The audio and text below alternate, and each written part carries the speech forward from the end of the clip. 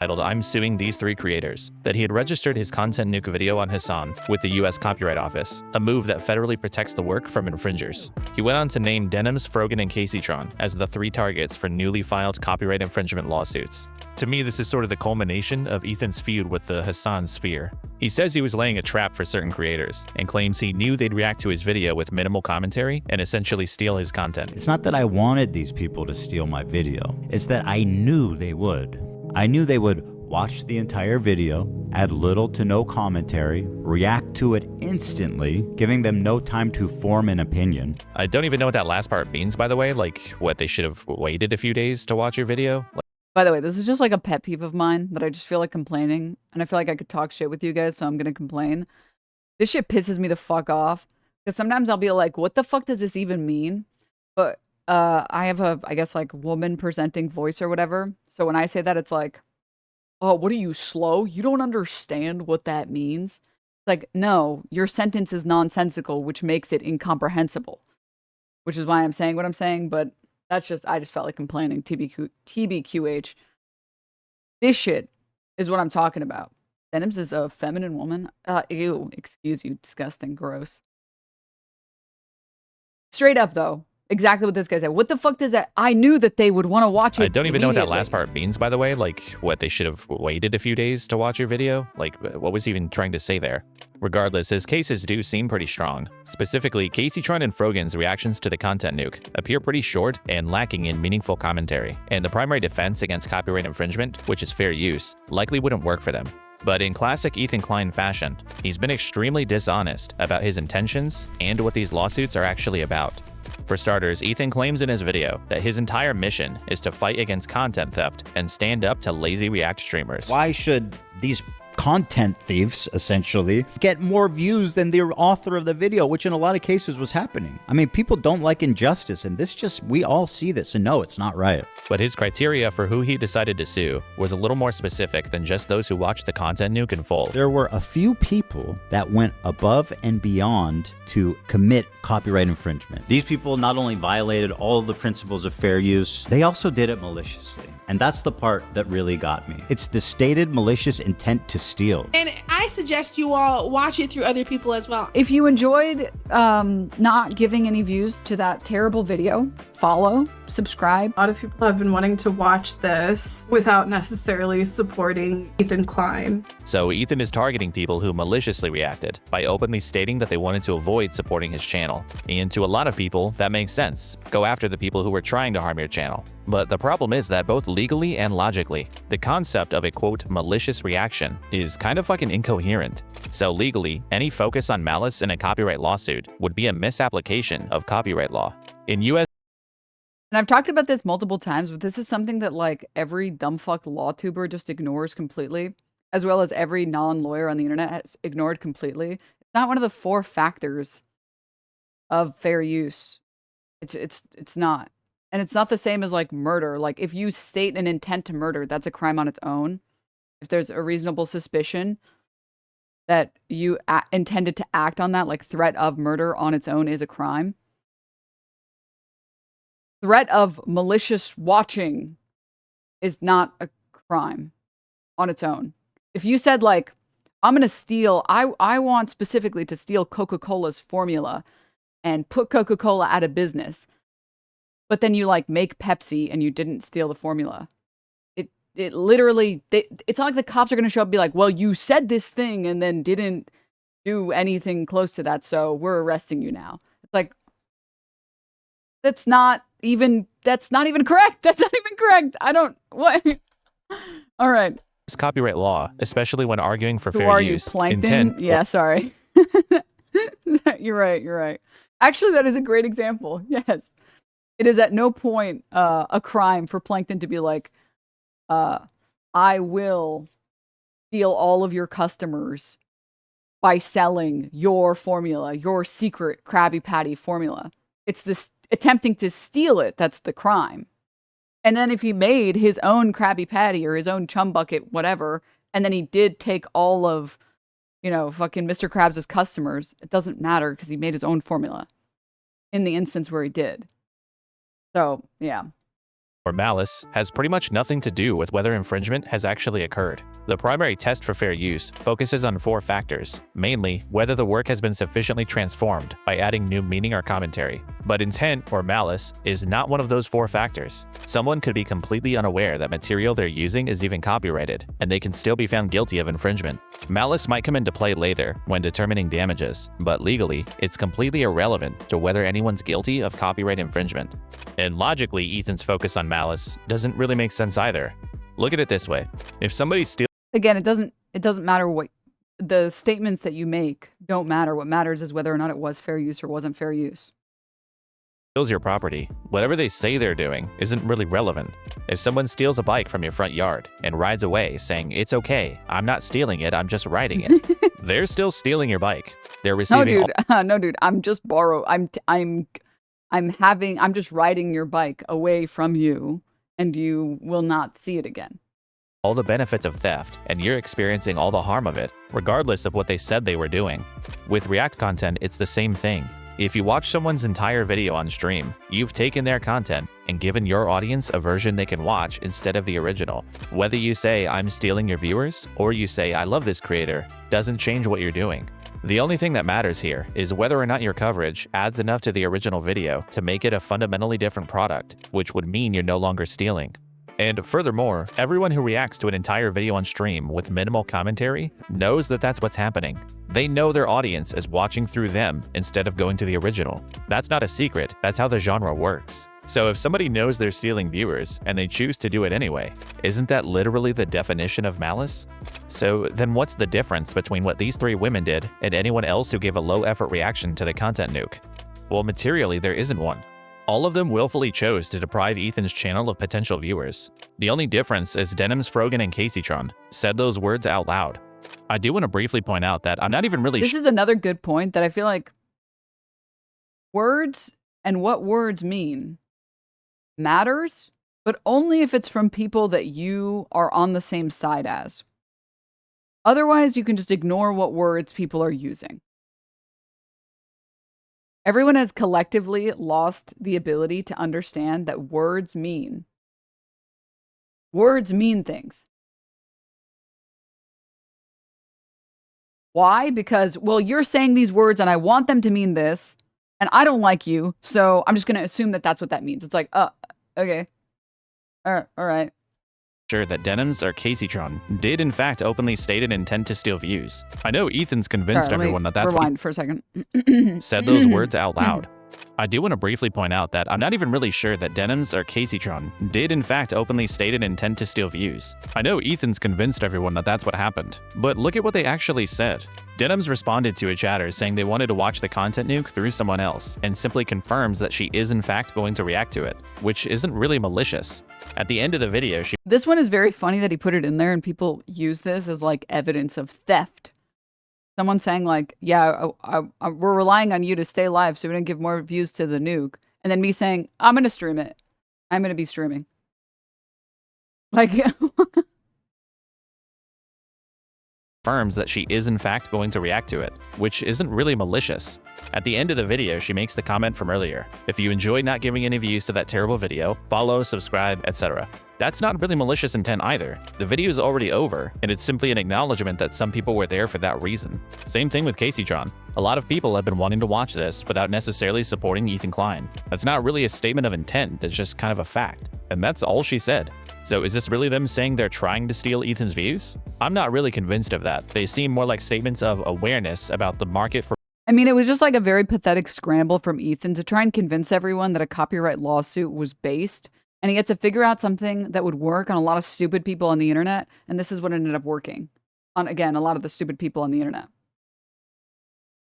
boycotting Ethan Klein's channel. But let's leave that aside. Let's say these were explicit statements of malicious intent. There's another creator who Ethan is not suing who did the exact same thing. XQC proudly admitted that he is stealing Ethan's Oh, wait, hold up.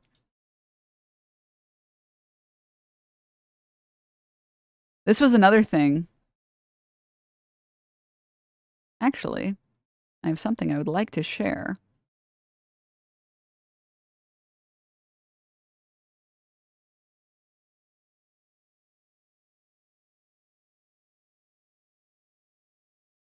Hold. Hold.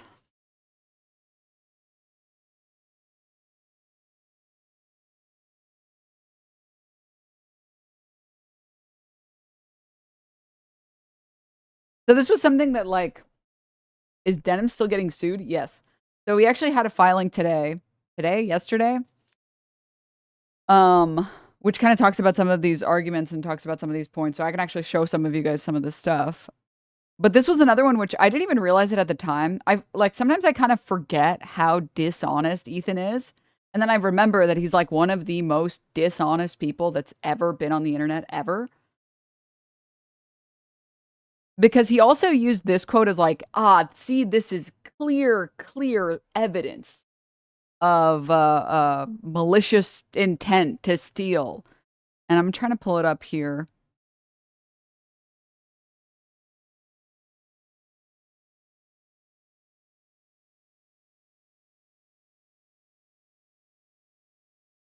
We mentioned in our most recent filing, which you can read online, but he uses this one particular quote that's me saying, if you want to enjoy it, you know, come enjoy the watch party somewhere else. So here, really quickly, this is what the official filing that just came out yesterday says. It must be for this reason TEI resorts to deception, blatant misrepresenting to the core the contents of Denims' statements relating to her reaction. Because Ethan uses the argument or uses the quote, if you want to enjoy the watch party, you know, come enjoy the watch party somewhere else. And recently I went and I was like, wait, what was this quote anyways? I don't recall because it was like so long ago. You guys know what the full quote was? Denims' full statement reveals TEI's attempt at deception. At 23 minutes, quote, don't go bother Hasan while he's live in Japan having a good time. Don't bother him about this stupid garbage. The last thing that I would want while I'm vacationing in Japan is to be linked 100 times some video from a deranged ex of mine, right? If you want to watch it with someone else who's already watching it. You know, come enjoy the watch party somewhere else.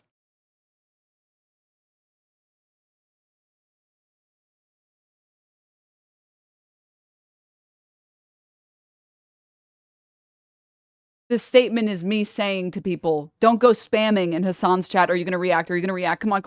Go watch it now. React. Watch it right now.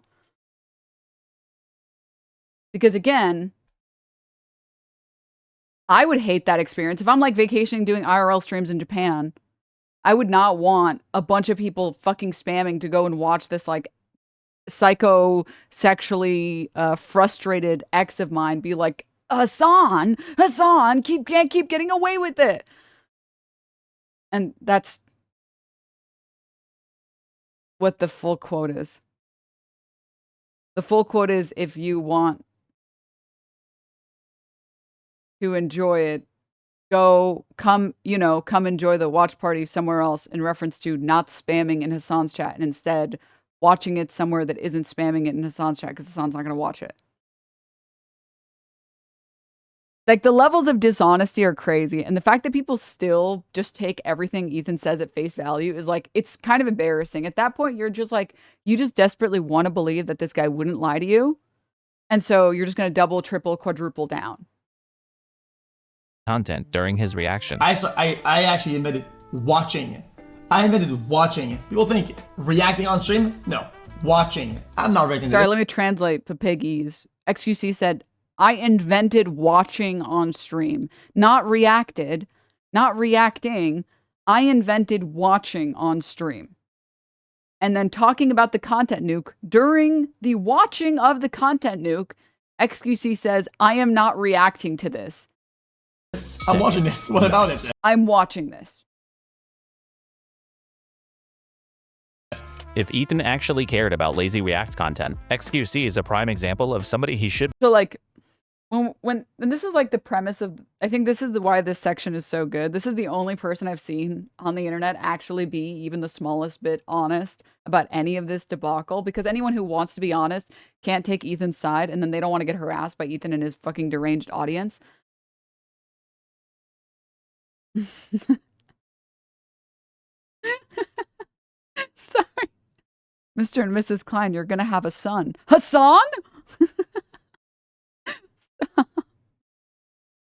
Shut up, dude. You're so annoying. Shut up. This is the only bit that's been honest, because like the entire premise of Ethan Klein's video of like, I'm gonna sue these creators because I care about fair use. I care about fair use. I care about ethical reacts. And I just care about people blatantly admitting that they don't care about fair reacts. Meanwhile, XQC on his stream says, I'm not reacting, I'm watching this. And Ethan's like, huh? What, you guys hear something? What's that? A man who makes more money than me? I can't sue him.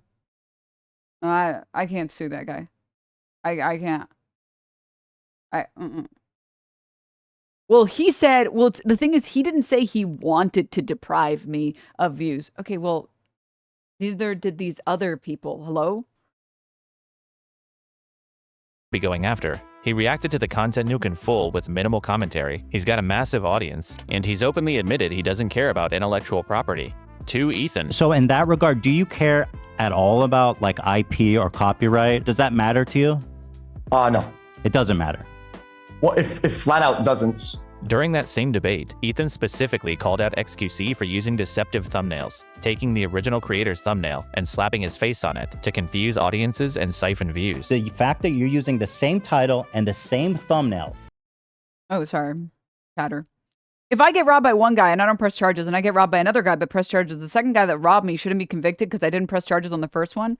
Okay, I want you to use every brain cell you have. Work really hard, as best as you can. Okay, first of all, the analogy would be closer to if you got robbed by one guy and then you didn't press charges, and then another guy said, well, I'm gonna rob you. I'm gonna rob you. No, I'm just kidding. And then you press charges against that other guy. But let's just accept your premise that is innately flawed. Let's just accept it for a moment.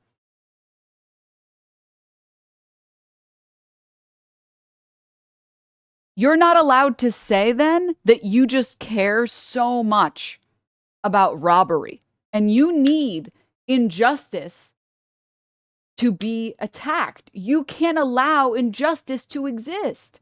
You can't just allow it to happen. You don't get to moral high ground at that point and say like, I blanketly care about fair use reacts. I care about fixing react content. Or in this analogy, I care about robbery. No one should be allowed to get away with robbing other people. You can't make that claim and then only target the people that you don't like. It's like, well, that was my boy. That was my boy. What the fuck is XQC? That was my boy Felix who robbed me. So like, it's fine. Like, I don't really care that much. But the fucking Arabs, it's like, then people are going to innately disagree with you and say, well, your premise is flawed. You don't care about robbery. You care about getting after the people that you think are being mean to you on the internet.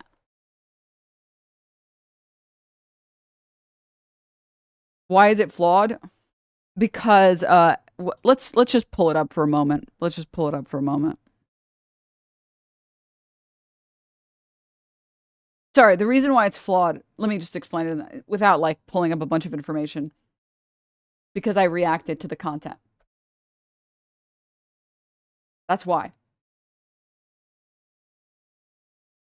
That is the reason why it is flawed. Because there was no robbery in this in this analogy. The second guy in question, so what, like me? I did not commit a robbery. It was fair use. I reacted to the content. And please, just like watch the video. Just like watch the video and you will see, even by Ethan Klein's own admission, I added enough to the content. Ethan's stated standard for fair use is doubling the content in length, which I did. You know who didn't do that? XQC.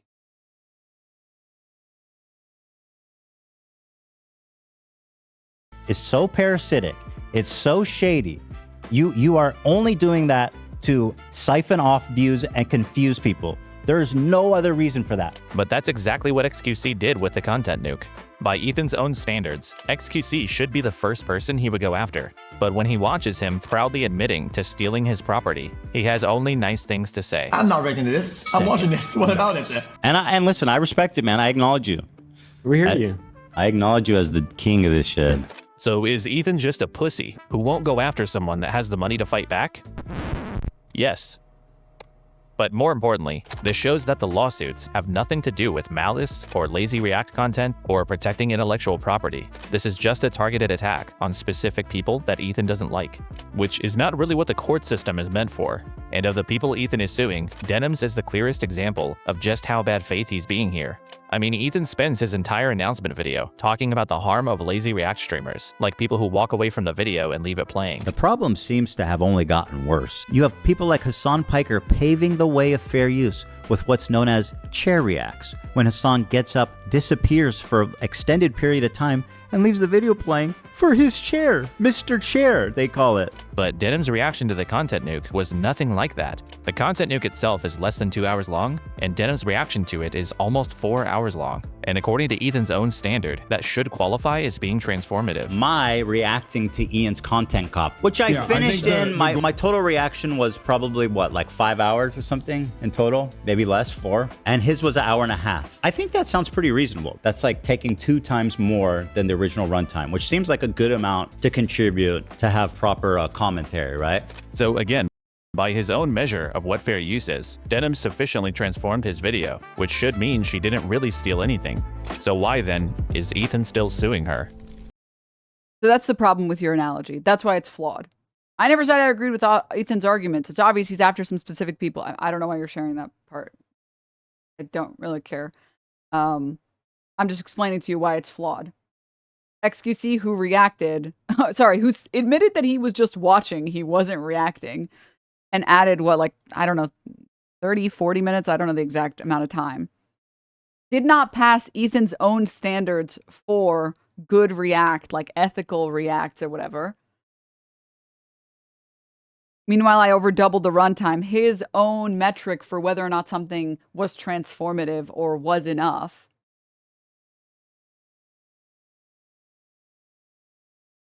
But he's still suing me because he's upset that I made fun of him on the internet. That's why he's suing me. Because of the fucking Arabs. Ethan had a problem. He wanted to sue Denims, but as of right now, there really isn't that much legal precedent for full-length live React content like this. So it's pretty unclear whether Denim's reaction to the content— It is a little crazy too, how many people, like, just believe Ethan Klein just like lying about stuff. And then when they are shown that Ethan lies, they just like ignore it. It's very like MAGA coded. Like it's actually so MAGA coded, like cult coded. For example, him being like, they're just getting up and leaving the video playing. It's like, huh? But I got up to pee before I started watching the content nuke because I didn't want, and anyone who watches my stream knows, I hate getting up and leaving stream. That's why I always wait until I really, really, really, really, really have to pee. And he's like presenting, it's like, she literally got up. It's like, wait, why are you fucking lying? Wait, what the fuck? Wait, you're literally lying. You're literally a weasel little liar. Oh, okay. Nobody cares. All right. Ethan is clearly after you and not XQC, but that doesn't mean a crime didn't occur. Okay. So I'm going to bring you back. I think you got a little bit lost. Let's bring you back to the original statement that I made that made you feel like you needed to type a message. Okay. We're talking about whether or not Ethan's stated claim is accurate or if he is a liar. Whether he has deceived the internet or attempted to deceive the internet on false pretenses. We use the example of XQC and my reacts to show that he doesn't care about fair use. He has an entire video on his YouTube channel trying to defend these bullshit lawsuits Let's pull up his YouTube channel just to like have it on the screen. Oh, it's on the H3.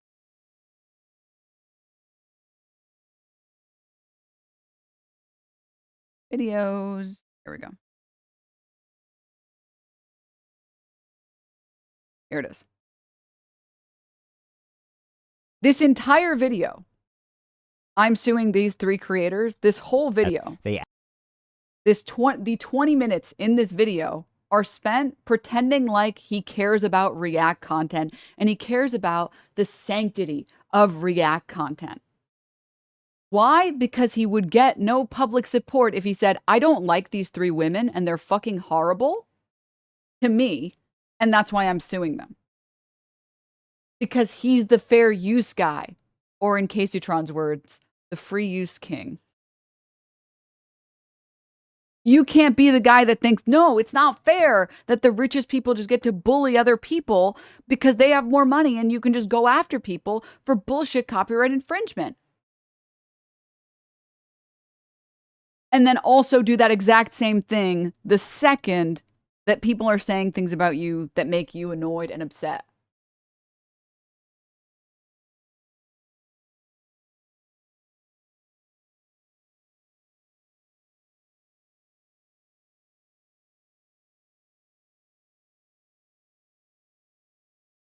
Reuse King is so fucking funny. I know. I know. Okay, that's the point we're making. Okay, do you understand? I totally agree that he doesn't care about fair use. It's spelled F-A-I-R, by the way. I don't know. Well, I guess you just... Yeah, maybe you're just speech to texting because then you spelled it right. I don't know. Still, what defines if it's fair use or not? It's not Ethan's position about it or if he's lying. It's literally the copyright... Huh? If I start beating the shit out of you and I say, this is actually for feminism, and I'm like beating you to like death, and I'm like, this is for feminism, and you're like, wait a minute, this is not for feminism. I'm like, excuse me. It kind of doesn't matter. It's what really matters is whether or not I'm beating you to death. It's like, what? Wait, I'm just trying to point out the fact that you're being a hypocrite and you don't actually care about this thing. That's the only point that's being made here. And you're arguing a point that nobody is arguing. Like, nobody cares about it. Denims is beating. Look at this. I can't believe, like, it's really sad to see these people. No, you discourage people to watch his content. That is the problem. I didn't say that.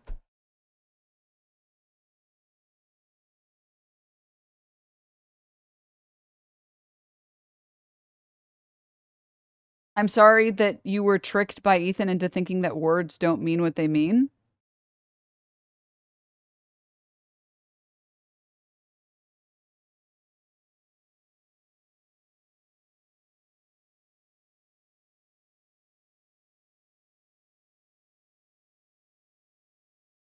You crossed the line by being female.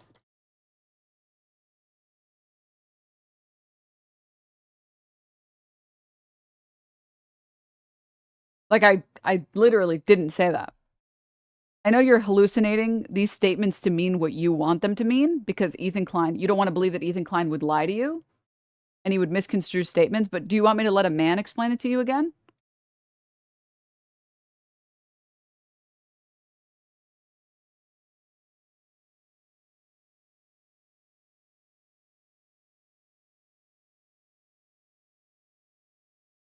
Safely point out that I'm not even really sure that Denims or Caseytron did in fact openly state an intent to steal views. I know Ethan's convinced everyone that that's what happened, but look at what they actually said.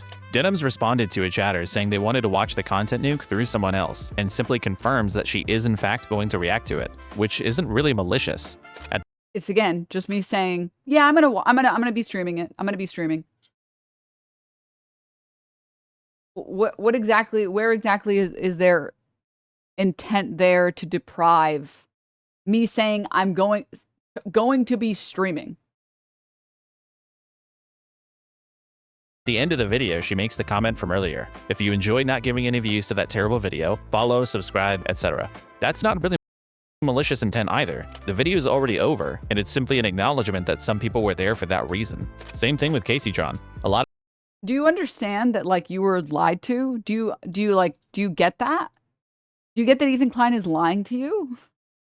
And you're falling for it? And that's not what those words mean?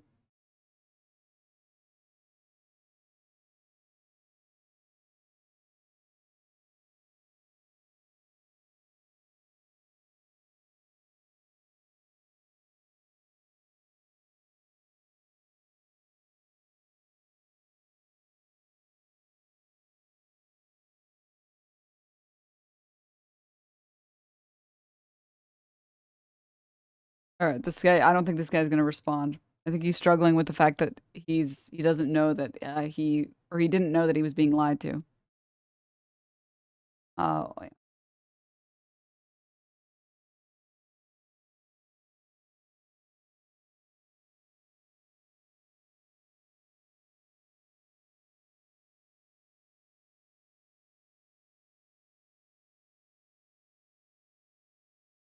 But Ethan Klein said he's allergic to lying. That's actually true. It's just team sport psychology, you know. It's like sad. It's very sad. All right, well, I guess we'll just wait and see if he responds. Continuing. Where were we? And his was 1.5 hours. I think that sounds pretty reasonable. That's like taking 2 times more than the original runtime, which seems like a good amount to contribute to have proper commentary, right? So again, by his own measure of what fair use is, Denims sufficiently transformed his video, which should mean she didn't really steal anything. So why then is Ethan still suing her? Ethan had a problem. He wanted to sue Denims, but as of right now, there really isn't that much legal precedent for full-length live React content like this, so it's pretty unclear whether Denims' reaction to the content nuke would legally be found to be an infringement on copyright, especially given the length and added commentary. And because Ethan couldn't know for sure, he decided to hedge. Some of you guys out there sweating? He didn't just register the content nuke with the US Copyright Office. He also registered the countdown stream that led up to it on the H3 podcast, which Denims did watch live. And her reaction to this countdown stream is far less likely to fall under fair use. But the problem is this countdown stream doesn't seem like it's what Ethan was talking about when he expressed wanting to protect people's content. In his announcement video, he repeatedly mentions long-form content and uses Lamino, whose videos likely take weeks or months to make, as an example of unfairness. What if I could make a long-form, irresistible piece of content that I knew that these streamers couldn't resist? They couldn't avoid the temptation of watching it the second it was published. So he's clearly making it sound like he's talking about video essays and things with high production quality, not some countdown stream. He specifically talks about Denims here as though she reacted to the content nuke itself with no commentary. I knew they would watch the entire video, add little to no commentary. After being gone for a few minutes, she returns and then sits silently for another. Like this guy literally, like Ethan Klein is literally lying to you. He misrepresents me getting up before the content nuke has even dropped, which you can tell because this is how little he respects you. The text is literally on the screen in his video that shows that the content nuke has not dropped yet.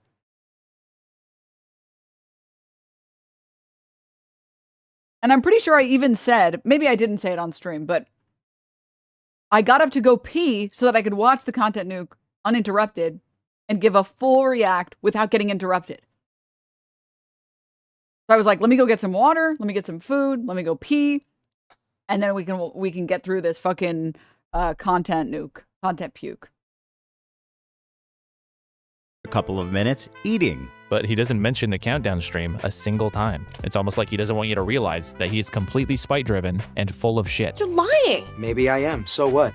And here's what makes that super obvious. Ethan didn't even register the countdown stream with the content nuke back in January. He did it in March, 2 months later. What happened in March that would make Ethan want to be sure he could go after Denims? That it seems like she's directly responsible for CPS coming to my house in the morning and interviewing my children.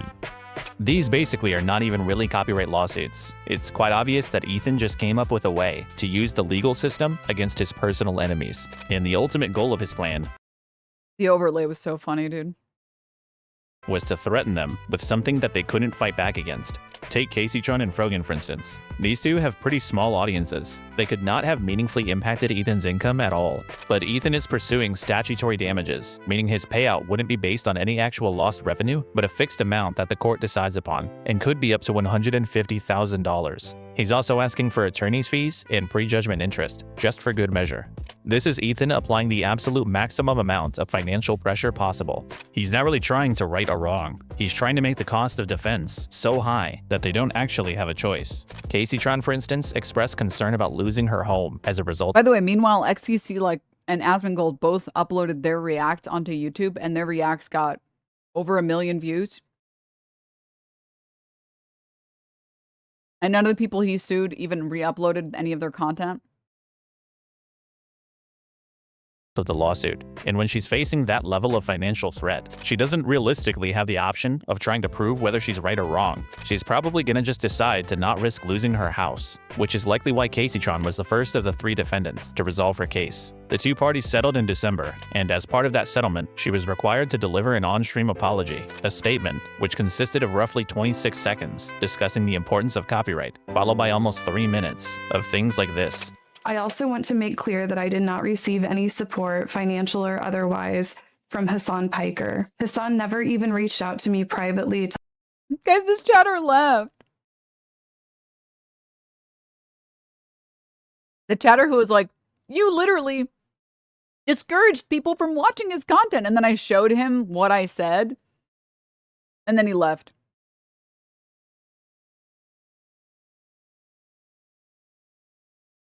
Oh, okay. Okay. Well, then why did everybody say that you did? Why would they do this? No. I have to say, if you watch this video and you still think, Dems, is your lawsuit still ongoing? Yes. Lawsuits tend to last a good period of time. What was I saying? Oh, if you watch this hostage video and you still think Caseytron is dumb, you might be sexist, because this had to have been a very active effort to make it seem as ISIS hostage as possible. And make it seem like she was literally like full-blown acting like, okay, let's get into character. I have a gun to my head and my family's about to die. Everyone. Oh. Like, oh my god, dude. Oh my god. And man, did she play Ethan like a fucking fiddle on this one. Christ. or other Things 26 seconds discussing the importance of copyright, followed by almost— And by the way, all of this was just like,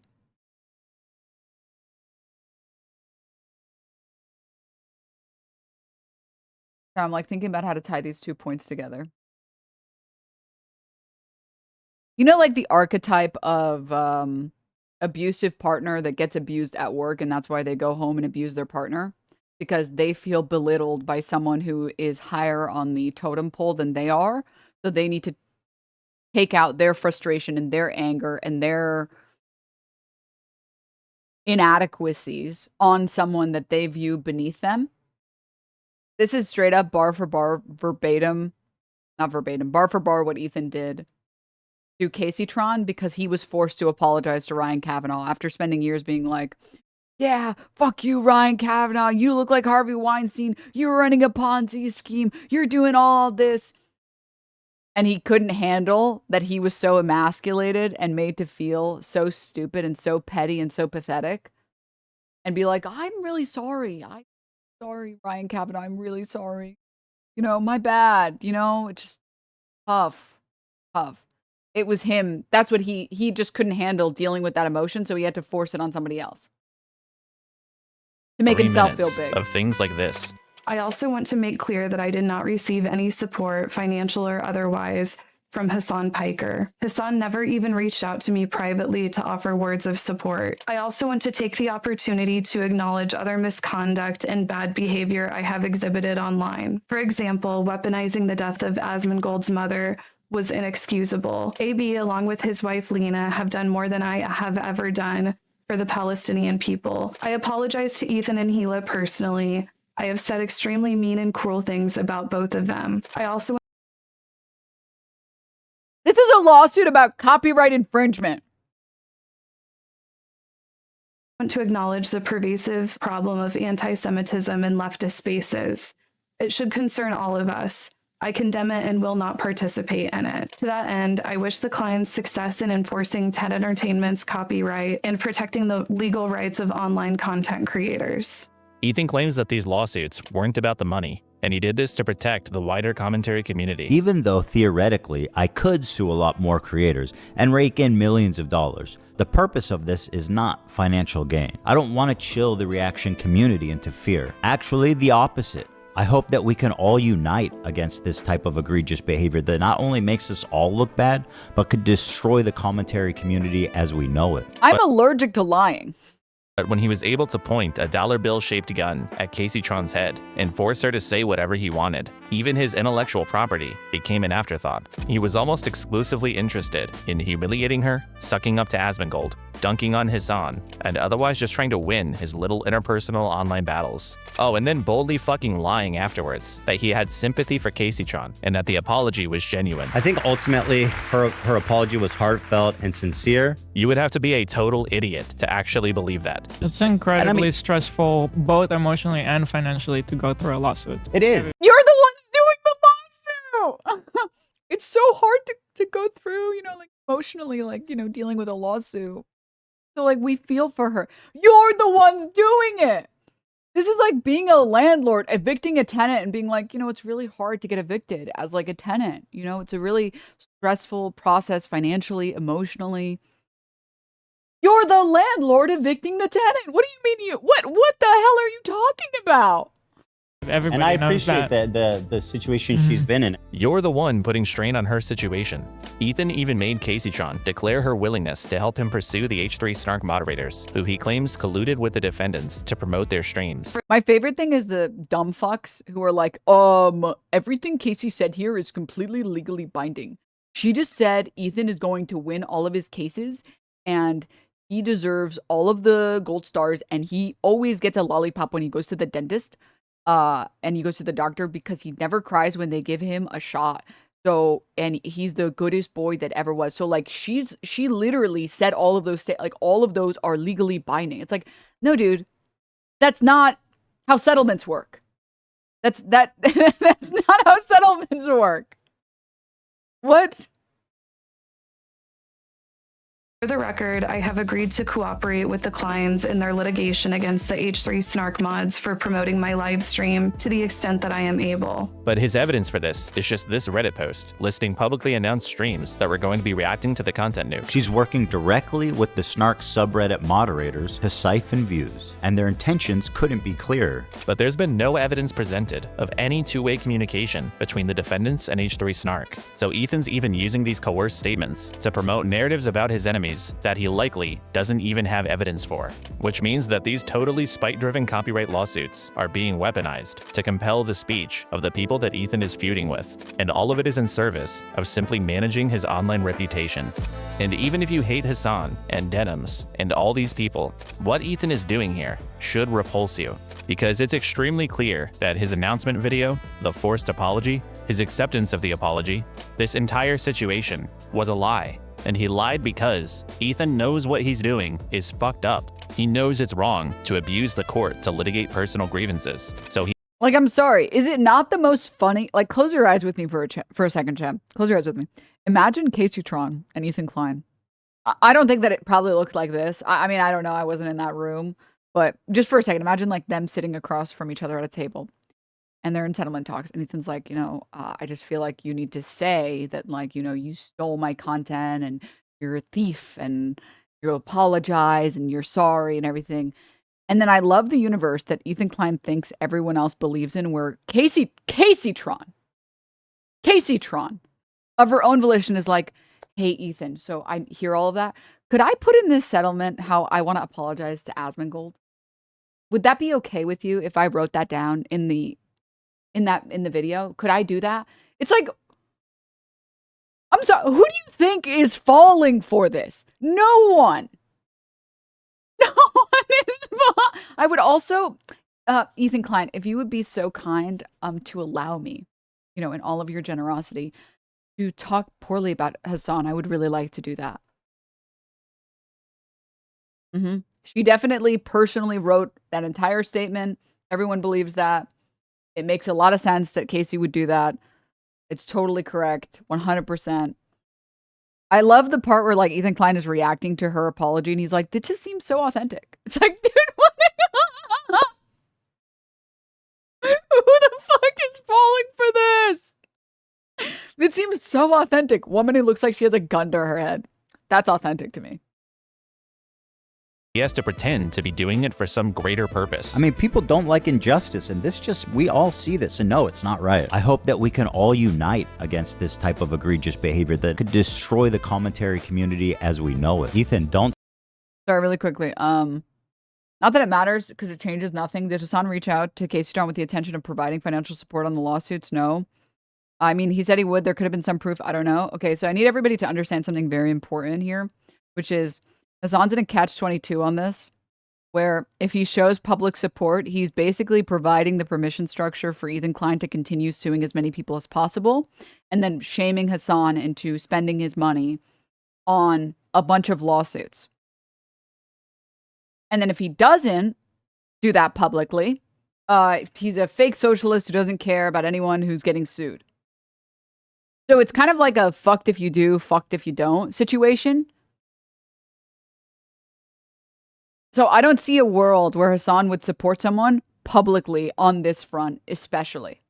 And then, of course, there's the classic, well, you're only publicly supporting them because it makes you look good or whatever. So, yeah. Settle. Bleed her bank account. And you know that the second that Hasan starts bankrolling a bunch of random lawsuits Ethan is engaged in, the only thing that Ethan is going to do is start suing even more people. Bone dry. That's not my intention. My intention is just to obviously stand up for what's right. But that's obviously not what's happening. None of what Ethan is doing will help the React community. These cases won't establish any helpful legal precedent, and he's not even setting a social precedent against blatantly stealing content because he's letting the most long-time egregious offenders off the hook. The precedent that Ethan is setting is that wealthy creators can use the threat of litigation to suppress the speech of people they dislike. And despite Ethan claiming he wants to avoid a chilling effect, I don't want to chill the reaction community into fear. This will establish a totally different kind of one. Spite-driven lawsuits like this threaten the entire foundation of online commentary. Healthy internet ecosystems thrive on creators engaging with each other's work. Commentary, criticism, live reactions, whether positive or negative, these things expose audiences to new creators, generate more content, and keep the space dynamic and interesting. The other problem too with Ethan now is that like nobody wants to even like react to him at all or engage with him at all because nobody wants to get into some stupid fucking legal battle. So he's kind of like burned and crashed and burned his own career. Because now no one wants to interact with, like, you're radioactive, you're a crazy person. The second somebody says something you don't like, you're just going to sue them. That's pathetic. Like he like shot himself in the foot in terms of like engagement in the ecosystem. Why would anyone want to react to a video of yours if you might sue them for it and then be like, I got you. I sued you. I'm going to sue you and I'm going to sue you. I'm suing everybody. It's like, okay, congrats. Now no one wants to engage with you at all. Okay. Creators respond to each other, build off each other's ideas, and issue criticisms. But weaponizing the legal system over personal beef undermines all of that. And Ethan knows it. That's the reason he's doing it. Maybe if there were not even Moist Critical, who was actually pretty close friends with him in the early YouTube days, wants to talk about him. He mentioned him on stream once. Yeah. Because again, I mean, like, just think about it. If you're a content creator, and generally on like the internet, when there's some level of what K-fob, when internet creators beef with each other, where there are like rules that everyone kind of agrees to. There are unspoken rules, right? Or it's like, okay, you know, no below the belt shots, no like random DMCAing, no lawsuits. let's just keep this between me and you. I'm going to make a video that talks about why you're an idiot. You're going to make a video that talks about me being an idiot, and we're just going to go back and forth, and we're just going to, you know, milk the algorithm or whatever. The second you violate one of those social rules, is it kayfabe? All right. I thought I feel like it should be pronounced kayfabe, but it's not, which makes me mad. But anyways, once you violate those rules, it's like, oh, well, what the fuck? I'm not going to engage with you at all, ever.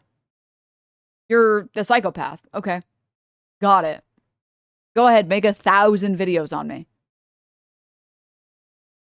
A legitimate standard that Ethan was trying to correct. Then I could Oh yeah, that was another one. Sponsors were off the table until Ethan went after people's sponsors.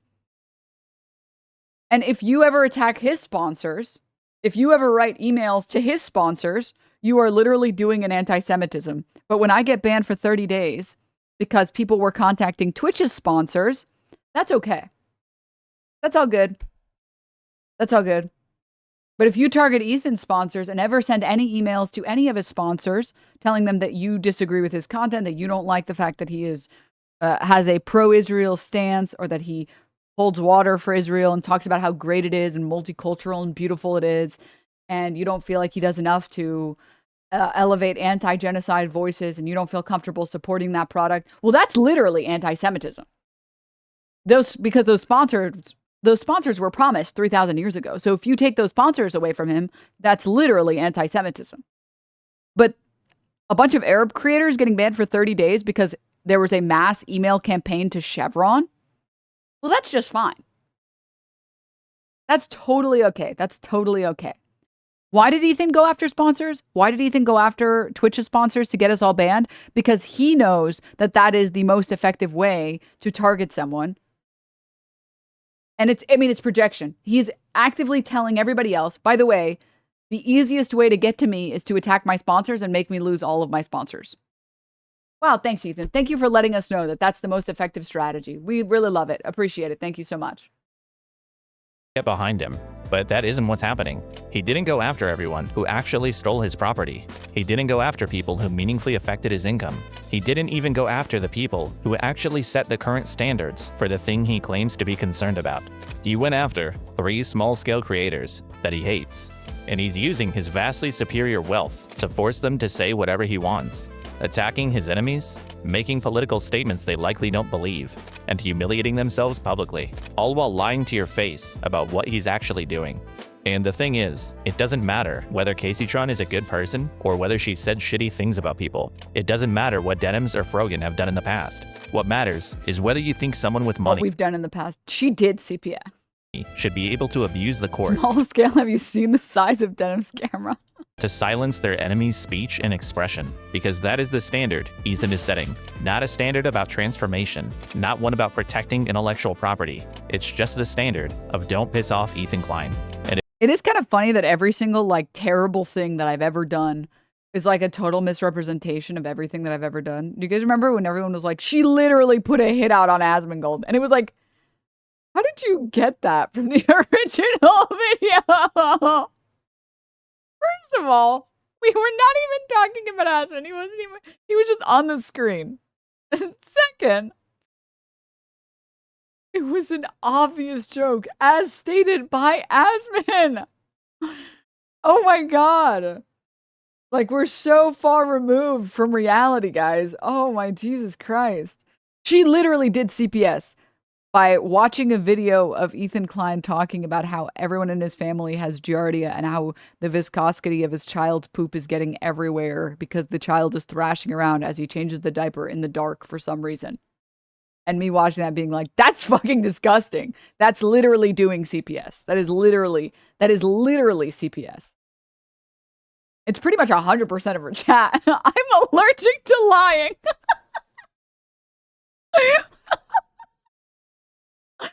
Pretty much the entire chat.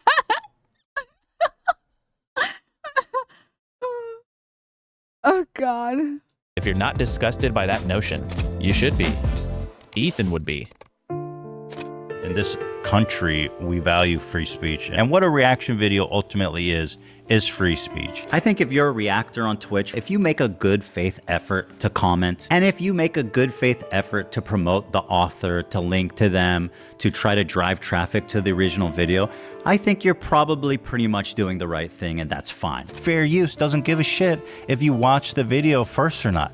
I didn't watch this video first. I knew they would watch the entire video, react to it instantly, giving them no time. This was also very bizarre because Ethan Klein makes this argument in the most recent like filing where he's like, she didn't even watch the video beforehand. It's like,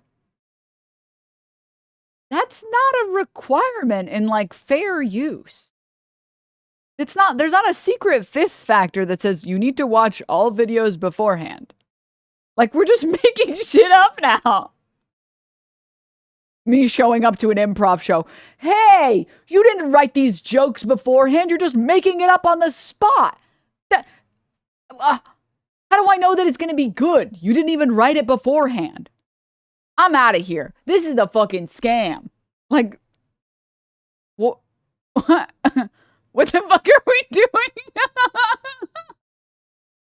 But it's really funny, by the way, that there are so many clips of Ethan Klein talking about stuff that there's literally a clip of him being like, I don't gotta watch your video beforehand. Fuck you. They would watch the entire video First or not. doing the right thing, and that's fine. Fair use doesn't give a shit if you watch the video first or not. I didn't watch this video first. I knew they would. Like, but it's really funny that he says, there's a clip of him literally here saying, fair use doesn't give a shit if you watch the video first or not. I didn't watch this video first. But in the most recent filing, the dishonesty is crazy. Their filing is like, well, she didn't even watch the video beforehand. Like, okay. okay.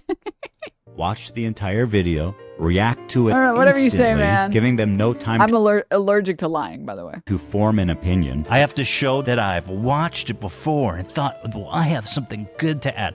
I didn't watch your video beforehand, bro. A long-form, irresistible piece of content that I knew that these streamers couldn't resist. They couldn't avoid the temptation of watching it the second it was published. It's speech, bro. I don't need anyone's permission to say anything. You can't just say whatever you want. You can't just say, This is like incredible.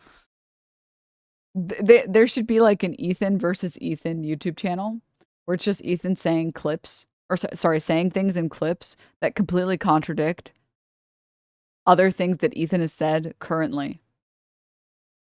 Like that would be, is Teddy stale still a thing? Stop. Bro, I don't need anyone's permission to say anything. you can't just say whatever you want. You can't just say, I don't need anyone's permission to say anything. You can just say whatever you want. I'm in favor of genocide. You gotta watch what you say. I'm not standing by this shit anymore. And I'm going to call out people like Brendan too, because this is just bad for everyone. And it's especially egregious considering the hypocrisy of the whole free speech thing that these guys apparently love so well. Free speech. You go to free speech. Shut up, dumbass. You're shutting down criticism and you're pretending like it's a copyright issue. It's not. It's fair use. It's protected speech. What did I say, guys? Projection king. This guy, not only is he, in Casey Tron's own words, the free use king, but he is also the projection master. He is the projector 9000. No, when he said, or anytime he said other people are self-owned queens or kings,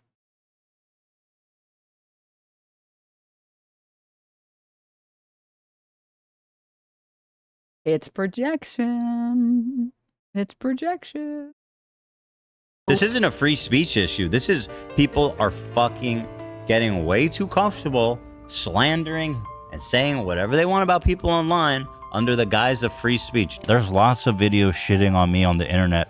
You know, I wish I could just delete them off the internet. You know, wouldn't that be nice? Wouldn't that be just convenient? But you know what? You can't do it. That's free speech. You know, and free speech is tested when it's targeted at you. You can't just say whatever the fuck you want. It's time to start holding people accountable for the shit they're saying. I fight every day to protect free speech. I put my money on the line, I go to court, and I'll do it as many times as I need to. You guys have been doing this for years. It's the jig is up. You're gonna have to tell it to a judge, literally. By the way, this guy likes threatening to sue people. All over fair use and my right to free speech. And if I wanted to sue you, I probably could fucking ruin your whole life. It'll be great to sue them. I'd love to sue her. I'd love to sue him. I'm gonna sue you. It's not a threat. I'm going to sue you. We get to pursue. What a world that he lives in, man. What a crazy world. And you know what's sad? He only surrounds himself with friends that he pays. So he has no one in his life that tells him, hey, man, are you worried at all that, like, your previous statements prove that you're a giant hypocrite and a massive piece of shit? Because the second anyone says that, he's like, wait, what the hell? You're fired. I'm not paying you anymore. And all the people who are still there who are getting paid, shocking, I know, have no interest in pushing back against him because he's so fucking far gone. Legal fees for this garbage anti-free speech lawsuit. And to all the detractors who are saying that I'm a hypocrite for suing for copyright infringement, I just have this to say. I don't care. It's easy to defend free speech when it's got nothing to do with you, right? When it makes you look good. But when free speech makes you look bad, then let's see how much you defend it. That quote is actually killer. If it wasn't so real, if it wasn't such a truth nuke, I would put it on a soundboard. You like free speech when it makes you look good. How do you feel when it makes you look bad, huh?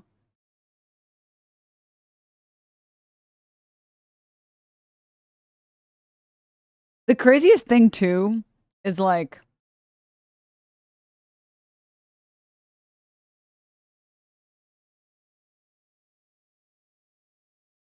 so I was going to make a separate point, but I changed my mind.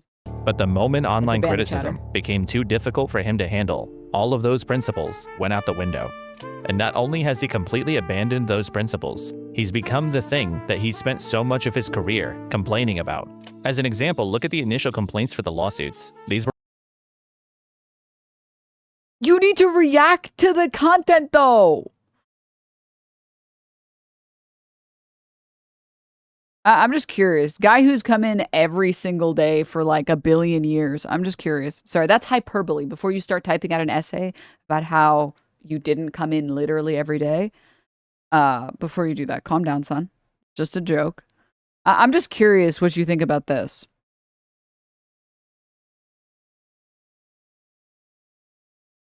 Hold up. Wait patiently.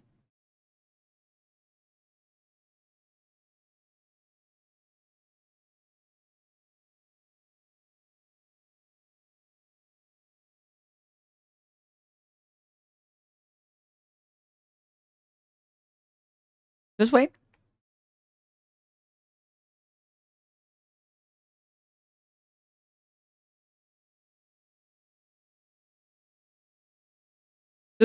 I'm just curious. Because you said you need to actually react, though. So I'm just curious how you feel about this barcode.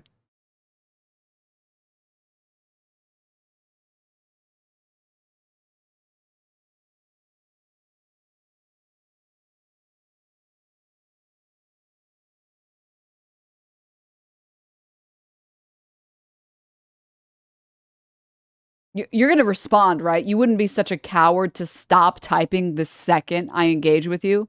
You wouldn't be a total fucking pussy, right? You're going to respond to this image, right?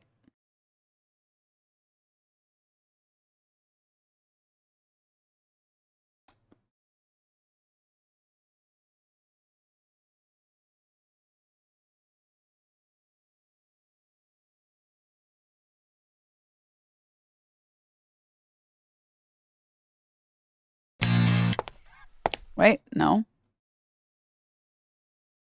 Come on, everybody's watching. You need some encouragement? I'll give you 30 seconds of encouragement.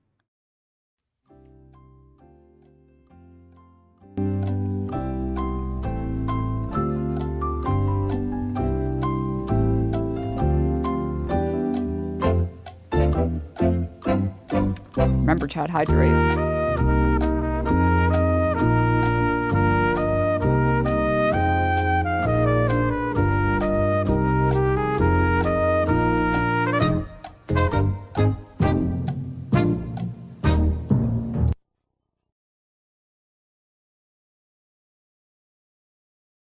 So you have no response. Kind of an L take, bro. Kind of an L take.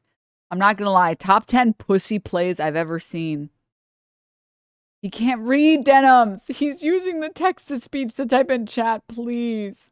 Or you mean speech-to-text? Yes, yes. Sorry, right. Denims, you need to give him time to get more ChatGPT tokens. Oh, fuck, you're right. I love this, though, as well. Every lawyer I've seen said he has a case. Do you mean a bunch of YouTubers? He's like, I watched this guy, Ladyboy Mindset. I saw this guy, this sex tourist in Thailand, okay, who owes $30,000 to Wells Fargo and fled the country to not pay the 36 grand to Wells Fargo. And that guy told me, you're totally going to epically lose. Okay.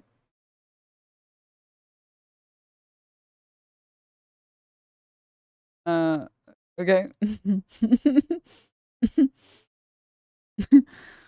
All right. Anyways, that's really pathetic, man. You've been typing all of this time, and I've let you stay here, and the second I give you any attention, you just give up and you fold completely. Fucking House of Cards over here. For over 80 pages long and contain things like a comparison between Hasan and Haj Amin al-Husseini, a notable Nazi collaborator during World War II. And yeah, this is clearly partially intended to waste opposing counsel's time and rack up the defendant's legal fees. But Ethan's been on the receiving end of litigation like this before. He's doing a spite lawsuit trying to ruin our lives. And God forbid I actually fight back against a fucking total fraudulent copyright lawsuit. Well, fuck you, bro. Or how he spent the last 2 years complaining about online harassment. But in the versions of these complaints that Ethan linked under his announcement video, he censored his lawyer's contact information, obviously to try to prevent harassment. But he did nothing to protect the identities of the 3 defendants, which were previously not widely known. I mean, sure, court filings are— I mean, not even widely known. Like, literally no one knew. None of my information was public prior to the lawsuit. Literally none of it. And I spent a lot of effort trying to get as little information as possible about myself be publicly made, to the point where I was like, I would take photos of like my cats and stuff in my apartment and I wouldn't post them because I was like, well, I don't want someone to dox me by like finding out my floor plan or some crazy shit. So like not publicly known, literally not known. Sorry, he said not widely known. No, literally not known. public, but then why censor anything at all? Ethan knew what he was trying to protect his lawyer from. And then people like the H3 fans are going to be like, well, that's how lawsuits work. You get doxxed. Grow up, bitch. It's like, okay, then why in the video that he published and he showed that the lawsuits were filed, he was happy to censor his attorney's address. He didn't censor any of our names. Shouldn't the bare minimum that he does be to censor our information and just make it as difficult as possible? No. He only needs to censor his lawyer's firm, not any of our fucking names. Oh, okay. He declined to try to offer that same protection to the defendants and published it to millions of people. I don't know if most people would think of this as doxing, but I don't know what else to call it. And if that is what this was, we shouldn't be surprised. Remember how he was complaining that you left his name uncensored because he was looking at his personal copy, not the public filing? Yeah, because he's a fucking idiot. Ethan has clearly shown, time and time again, that he has no standards of any kind. I mean, like back during the Matt Haas lawsuit, I can't speak for everybody, but I supported Ethan. Yes, partially because of fair use, but also because it was obvious that Matt Haas simply didn't like that someone was making fun of him. It was clearly a case of someone abusing copyright law to go after their enemies.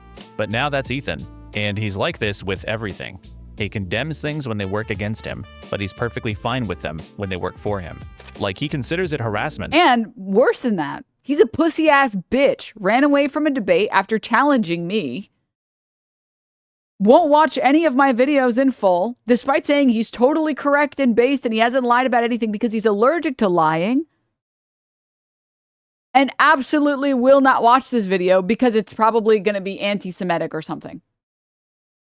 when people contact his sponsors over his own controversial statements, but it's totally fine to contact sponsors when he decides it's okay. It must be nice to be racist, openly racist, bigoted, and Twitch does nothing. Capcom, Samsung, and Chevron should absolutely know about what kind of content Twitch is putting in front of their logo. Or how he thinks snark is the worst possible thing on the internet, but he didn't have a problem with it when it was someone else. His own community is basically Hasan's snark at this point, and they're just mimicking his own behavior. And he's the type of guy that keeps his girlfriend a secret. I'll just spill the beans. I don't care at all about him. I said, why do you keep your relationship with Valkyrie a secret? And it was his decision. He likes everybody. Why is that a problem? Why would the guy who gets swatted, who is doxxed, who frequently gets death threats, who is a very controversial political figure, why would they ever want to have their relationship be private? Oh, I don't know, maybe so that the person that they're with doesn't get harassed. Like truly, you are a terrible person, Ethan. You are a terrible person. The reason people don't want to buy Teddy Fresh is not because you're Jewish. It's not because you're Israeli. It's not any of that shit. It's because you're a terrible person, man. You're just a terrible person. The reason nobody wants to associate with you, the reason why, in his own words, his own friends don't talk to him anymore, it's actually just because you are a horrible person. You and your wife are horrible people. You're mean-spirited and you're cry bullies. It's one thing to be a douchebag, but be able to take it. Like, to dish it out, but you can still take it. But you can't even take it. Like, you're just a piece of shit. That's why people don't like you, man. That's why. Dreaming of being with him. That's obviously why. He hates people bringing up personal, sensitive stuff, like talking about his dead dog, but he'll readily reveal intimate, private details about people whenever he wants. Seriously, how do you think Ethan would react in 2026 if someone made an entire website dedicated to comparing him to, I don't know, how about convicted mass murderer and child rapist John Wayne Gacy? Which I did do, by the way. So I guess we'll see. Anyway, the point is,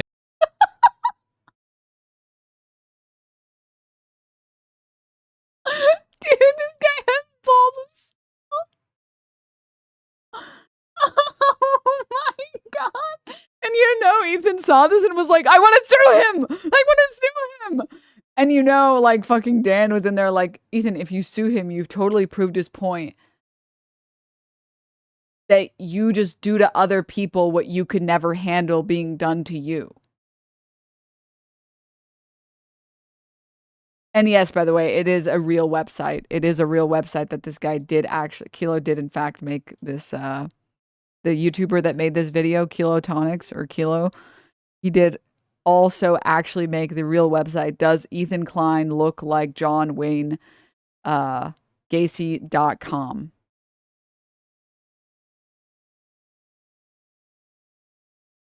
I am a longtime viewer of H3H3. I even own a Teddy Fresh hoodie, although I've only been wearing it at home after my friends made fun of me for it. I actually haven't read the website.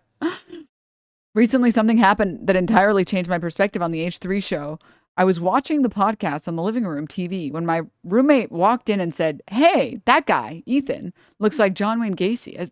At first, I thought she was joking, but then I remembered that she's a white woman. If she knows anything, it's true crime. And sure enough, a quick Google search yielded some undeniable results. At first, I thought the similarities were surface level. The round face, the shadowy caterpillar of a mustache, the creepily elongated ears. But I kept searching and started to realize that the similarities went much deeper. Both are comedians and entertainers. Both were active in politics. And above all else, the eyes. The eyes of a man who is capable of anything. Consider the implications of this. Could he even be a serial killer or worse, gay? No, it's not possible. Or is it? Now, I'm not snark brain, so I'm not going to make the claim Ethan Klein murders and sexually assaults children. That would be insane, but it would be equally insane to pretend the chances of that are zero. Really makes you think. Please share this website. More people should be made aware of this. And again, just a reminder, Ethan Klein, to his enemy, Ryan Kavanaugh, made a website titled, "Does Ryan Kavanaugh Look Like Harvey Weinstein?" When it comes to Ethan going after other people, he is happy to make websites comparing people to sexual predators, horrible people, as a joke that's fun for him. Let's see if he thinks it's funny when it happens to him. Let's see. Thankfully, this guy is safe because Ethan only sues women. Oh, that's true. Well, technically, he is suing Noah, so that's maybe now it's less true. Maybe it's less true, but I guess we'll see. Noah's technically an honorary woman. Oh, that's actually true. That's also true. Is this whole thing between Ethan and Hasan, it was never about Israel or Palestine. It was never really about harassment. This was always about a 40-year-old former online hero who torments himself over what people online are saying about him and who completely loses his mind over not having control over it.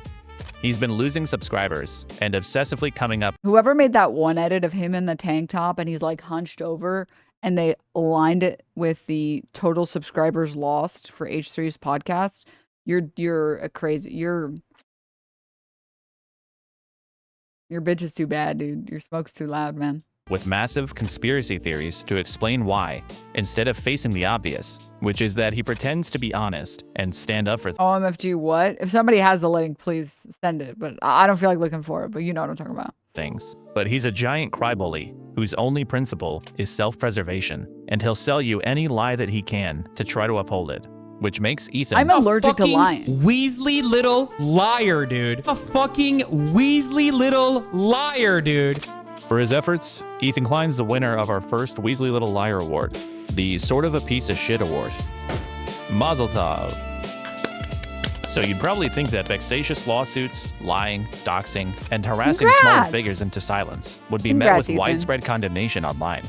But actually, Ethan is surrounded by a gang of similarly dishonest creators who've been clapping like seals at somebody who has the time and the money to go after Hasan and his orbit. These people have a variety of motivations. Some of them are clout hungry, some of them feel personally slighted by Hasan. Just think about it for a second, by the way, guys. If I sued somebody else, if I sued a smaller creator for using my content and using it like dishonestly, do you guys think that the internet would be on my side?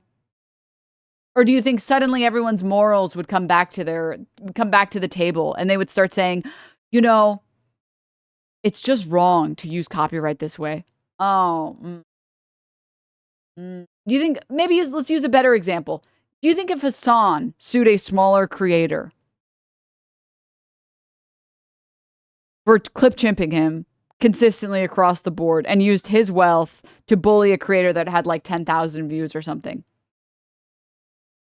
I'm sure literally everybody would be on his side, right? Because he just cares about lazy reacts.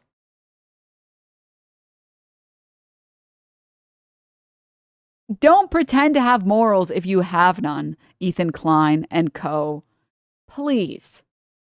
Just say you're a piece of shit and you're going to use your money to bully those people around you that have less money than you do. Just own it, dude. Just fucking own it. Don't be a sack of shit like that, man. And some of them are perhaps just Dude, mentally he just has no polygons. Why does Willie have no polygons? disabled. But all of them deserve to be recognized for helping usher in this new online meta where there are no standards of behavior whatsoever, as long as the person on the other side is named Hasan Piker. Time for the awards ceremony. Let's take a look at Cameron F305. Okay, I don't actually even know who this guy is, so I was just going to skip that section if that's okay with you guys. Oh God, this guy was...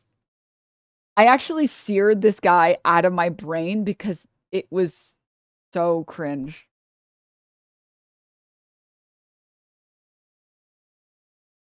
It's like if you took everything that made iDubbbz funny at one point and then you made like this really shitty photocopy. It's like, you guys have seen The Substance? It's like if you substance the substance. I don't know if that's the verb for it, but and then you made this. Like this is the third iteration that's all like fucked up and has like too many items that don't belong and like they're falling apart and they're expiring rapidly. Like, no. Guys, I have to give it to Zoomers. You know, a term I recently learned. I have been doing something pretty incredible through sheer force of will. I've actually been forcing myself to watch 15 minutes of Instagram Reels and 15 minutes of TikToks in hopes of like, I don't know, like learning how people make videos. Because I don't like, I feel like if I'm streaming, when I'm streaming, it's easy. I can just be yapping. But when chat isn't there anymore, I get like performance anxiety. And I'm like, this never happens, I swear. So I'm like watching stuff and I'm like practicing. And so I just wanted to, I'm getting really hip and I'm learning a lot. And one thing I learned is a term that Zoomers use. And instead of saying like Timu iDubbbz, you know what they say? They say choppelganger. Like doppelganger, but you're chopped. And he really is Ian's choppelganger. I gotta hand it to the Zoomers. That's pretty good. That's pretty good. Like that's kind of cooking. That's actually pretty good. I don't know. Not really. I mean, you could disagree. I think it's pretty good. I think that's actually fire as hell. I think it's way better than like Walmart, Great Value, Temu, whatever. Doppelganger actually is kind of clever. I think that's pretty good. It's like young Gen Z, Gen Alpha, or created that term. But moving on. Watch 13738 at least. It's so cringe. Sure. But yeah, this guy, like, let me say something. I have a lot of respect for people who watch my content and they're like, I fucking hate your content and you're cringe. And you know what? You're gay as shit. It's like, fucking true. Like, you know what? Honestly, like, I can't even be mad. You're just right. And that's how I feel about this guy. Like, I can't watch his content. It's like bad. His content is like bad. Like, it's not entertaining. He has no motion. I don't like him. I don't like his face.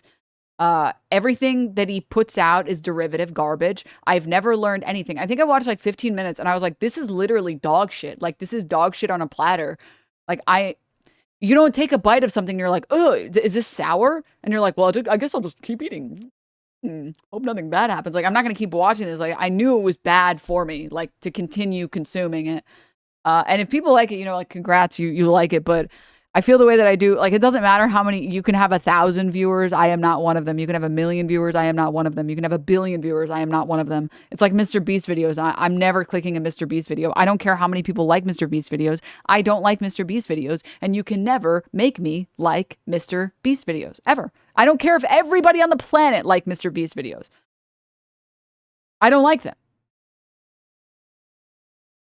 And that's how I felt about that. I was like, dude, this guy's videos are like really boring. They're just totally motionless. They're just totally motionless. Like, there's nothing.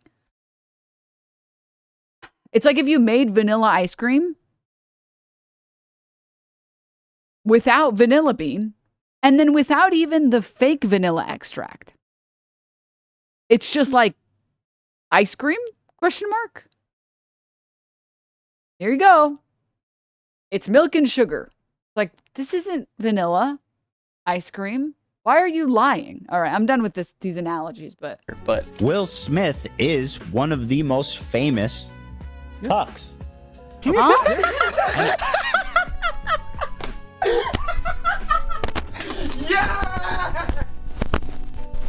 Yes! Eat that! Eat that! Eat that! Eat that! Eat that! because you know I can't watch that. I can't watch that. Like, I can't watch that. I can't. If it's a personal failing on me that I've never sat for more than like a minute through a Cameron video, I literally forgot who he was because my brain, in an act of preservation, in an act of trauma, it literally wiped that part of my memory. It was like, you don't need this. Or, you know what? You don't need this. And then I was like, what have I been doing for the past 15 minutes at my computer? Okay, well, time to just, let's see, what are we doing today? This is like, Get after him! Let's go! Let's go! I'm gonna say this is exactly what early 2000s internet would call very gay behavior. It's very funny to be like this super edgy cringe lord, and you are the definition of what early YouTube would have called really gay. Oh! Let's go! Like, I don't know what that was. But he also got noticed. Soy facing about Ethan is so funny. Oh my god. Oh my god, dude. Bro's blowing bubbles on it, man. It's ridiculously gay by early YouTube standards, dude. Because I'm telling you guys, early YouTube and like early internet, gay had a different meaning than it did in the real world, and also, you know, by the technical definition. It just kind of meant like being cringy, like being really cringy. It's kind of the way that we use soy now. And that's exactly what that is. That he did that. All right. Yeah, I'm not watching that shit. Let's go to the low polygon character. Possible child rapist award. I don't know how he won that, but sure. Buddy. Hasan is a political streamer, the most popular by far. And look, I'm not someone who claims. Dude, why is his face so perfect? Like, I feel like most people, their faces have some like sharper edges and like areas where, let me get my hair out of my face a little. Where like you have like starts and stops on your face. His is just like round. It's just round. It's literally just round. Seems to be very knowledgeable about politics, but even to me, it seems like he has some pretty crazy takes. Willie Mack is a large commentary YouTuber with over 200,000 subscribers. He has an established presence in the drama sphere for making somewhat useful and accessible breakdown videos on new internet stories and controversies. Willie's most recurring topic for the last few years is Hasan Piker. In fact, since October 7th, a third of his videos feature Hasan in the title or the thumbnail, and he routinely gets mentioned in other videos that don't have anything to do with Hasan. This guy's obsessed, unhinged even. Now, I'll be fair, Willie's videos on Hasan, they're not that terrible. I mean, like let me tell you, the Cameron guy, totally motionless. Like, I don't even understand how anyone could ever have appeal. But I'm not like a teenage boy, so that might be why. I get why people watch Willie Mack show. It's like your comfort character. You know what I mean? I get it. I get it. I don't watch it because they're very shallow videos, and I've never left a video feeling like my life has improved or I've gotten something, and it's still like slop, but I get the appeal of the character, or it's sort of the same way that like I understand the people that felt an appeal from Steven Crowder. I never did, but I get it, because like Steven Crowder presented him as like himself as like the guy that you can get a beer with, the guy that like no matter who you are, you can get a beer with me. We could just like talk about stuff. And I think that's why people liked Steven Crowder, you know, before he was like exposed as abusing his wife. Matt Walsh is a good example of like, I never understood why people like Matt Walsh. Like, he just kind of strikes me as like a creep and a freak, and he's got no emotion. There's no it factor. He has no star power. I never understood how Matt Walsh ever took off. I mean, his content was just probably super boosted in the algorithm because that's what the Daily Wire does. So in the same sort of vein, I kind of get, this is a dirty ass freeze frame. He's like literally dissolving into his neck. I sort of get why people like Willie Mack show the same way that I understood why people liked Steven Crowder, where he just comes off as like, I'm just like a guy. Like, I'm just kind of like the guy that hangs out in like the Discord server with you, you know? I'm never going to be diamond in a game ever, but like, I'm just going to hang out with you, and we can just play some games and have some fun. So I get that appeal. It's not enough to make me watch your videos, but except for that one on Destiny, because that was really funny that he's like, I'm calling the cops. They're not good, but occasionally he can make some halfway decent points. But his main criticism of Hasan essentially boils down to inaccuracy and misinformation, which unfortunately doesn't really hit quite the same when you realize just how unreliable of a source Willie himself has become. Demonstrating Willie's ineptitude across all these Hasan videos would probably take us hours, but thankfully for us, Willie and Hasan debated this very topic in November of 2023. Now, for some reason, a lot of people consider Willie to have dominated this debate, but I watched the whole thing again recently, and honestly, he comes across like there's something wrong with him.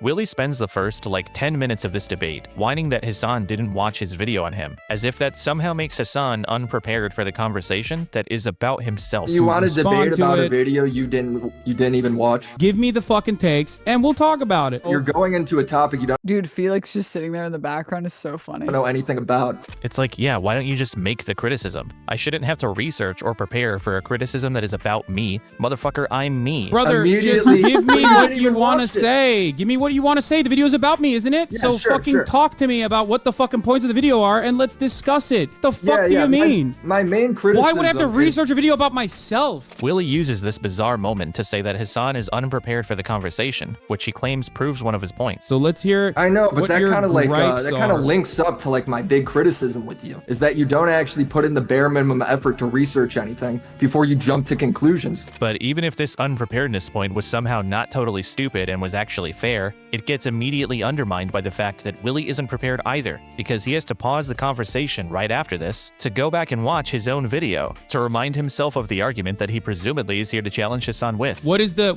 lie that I told about Ukraine? It's not a lie. It's just you made more claims. You made more basis. Like what? claims. What I is gotta the go, claim? I gotta Just go come pull on. it up in the video because you didn't. You didn't prepare for your watch own anything. fucking. You just completely like you blew Dude, this whole it's your thing up, video. so I- It's your video about me. This should be so simple for you to be like, this is where you lied. All right, you got to give me a minute. This Are is you trying to research. link You- me you your haven't video? done I'm this not gonna watch your before. video. Just say it with your mouth, with your words. Go ahead. I have to watch my video to see what my receipt is.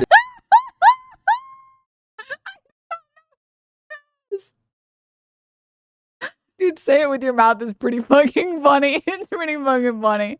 Why I gotta watch the video I made about you really fast? Can you just like give me a minute? Like, come on.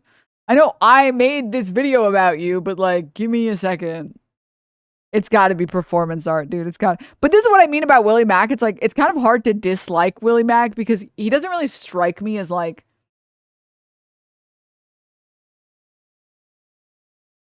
If there's like a spectrum, right, of like totally, completely, genuinely an idiot and completely malicious.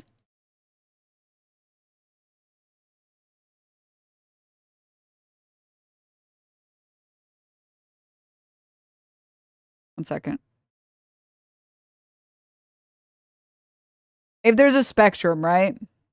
And then maybe, honestly, actually, this would be closer to like a horseshoe, I would say. Maybe like a circle? A horseshoe that touches, which I guess is just like a circle. And then on this side is like idiot. And on this side is like malicious.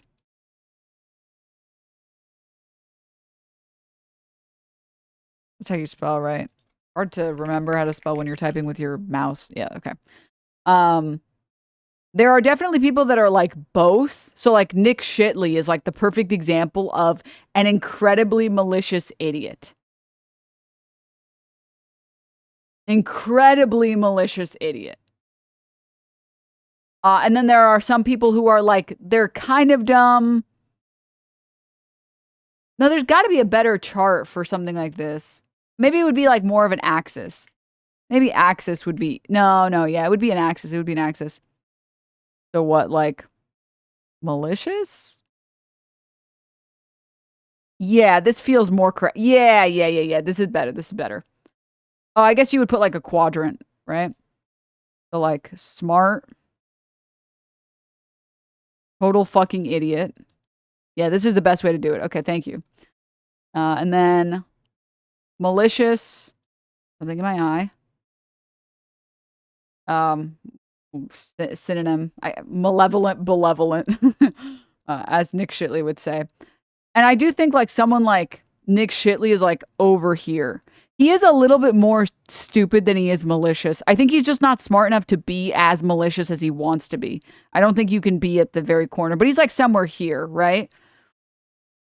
And then there are like other characters like Nux Taku is like probably average and like below average intelligence, pretty malicious person.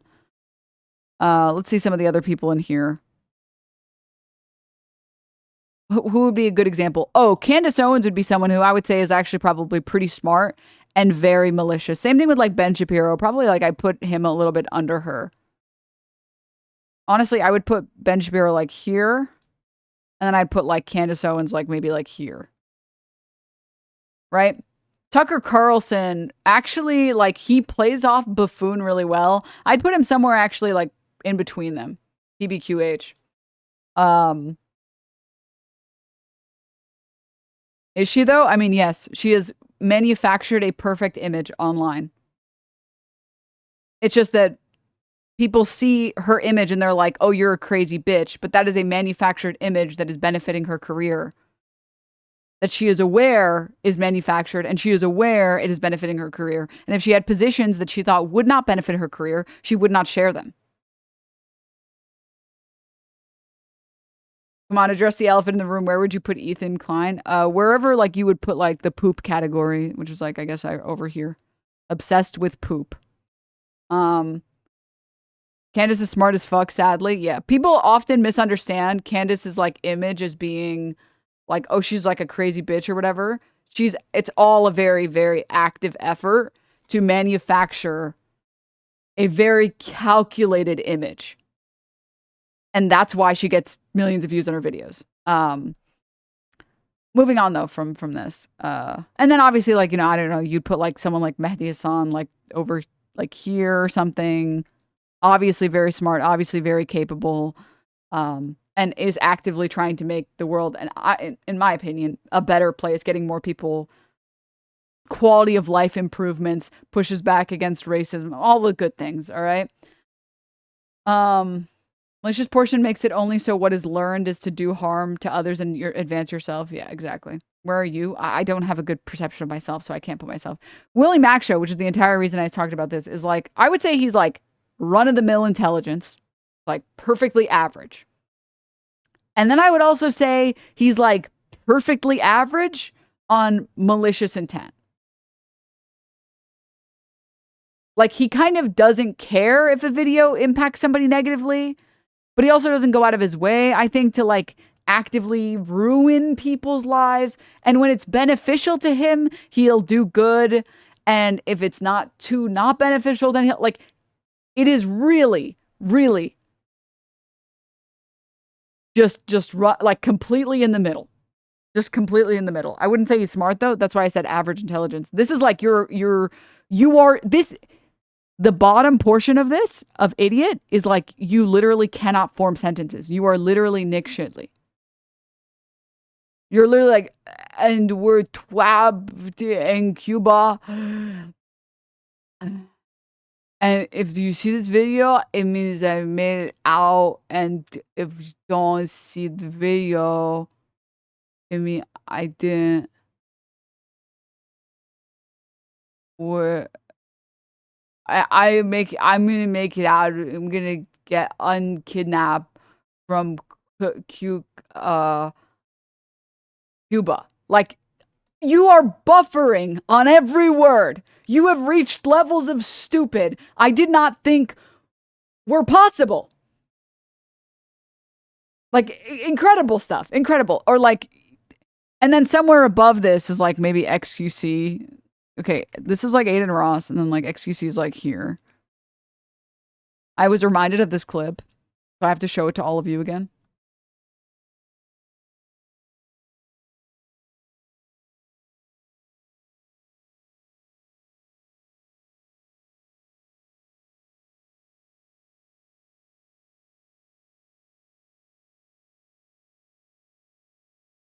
What the fuck is Pangria? Here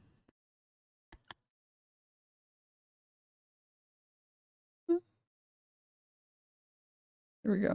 You live in the Big Bang Theory or Pangria? What the fuck is Pangria? Like, that sounds like some World of Warcraft thing. It's where islands, they're like the whole world was an island and it got split into continents. The whole world or our planet? Our planet. The world is the planet. Well, one theory doesn't affect the other.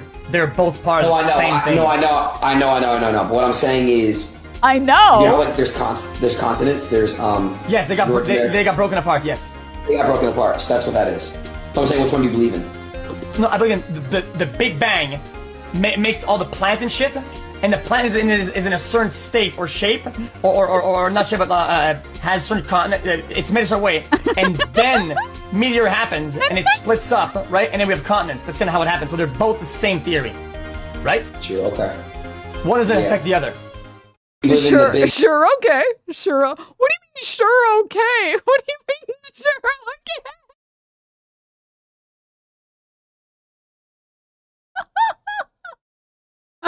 Bang Theory or Pangria? What the fuck is Pangria? Like, that sounds like some World of Warcraft thing. It's where islands, they were like the whole world was an island and it got split into continents. The whole world or our planet? The whole world or our planet? Our planet. The world is the planet. The world is the planet. Well, one theory doesn't affect the other. They're both part of the same thing. I know. But what I'm saying is, you know how like there's continents, there's Yes, they got broken apart. Yes. They got broken apart. So that's what that is. So I'm saying, which one do you believe in? No, I believe in the Big Bang makes all the planets and shit, and the planet is in a certain state.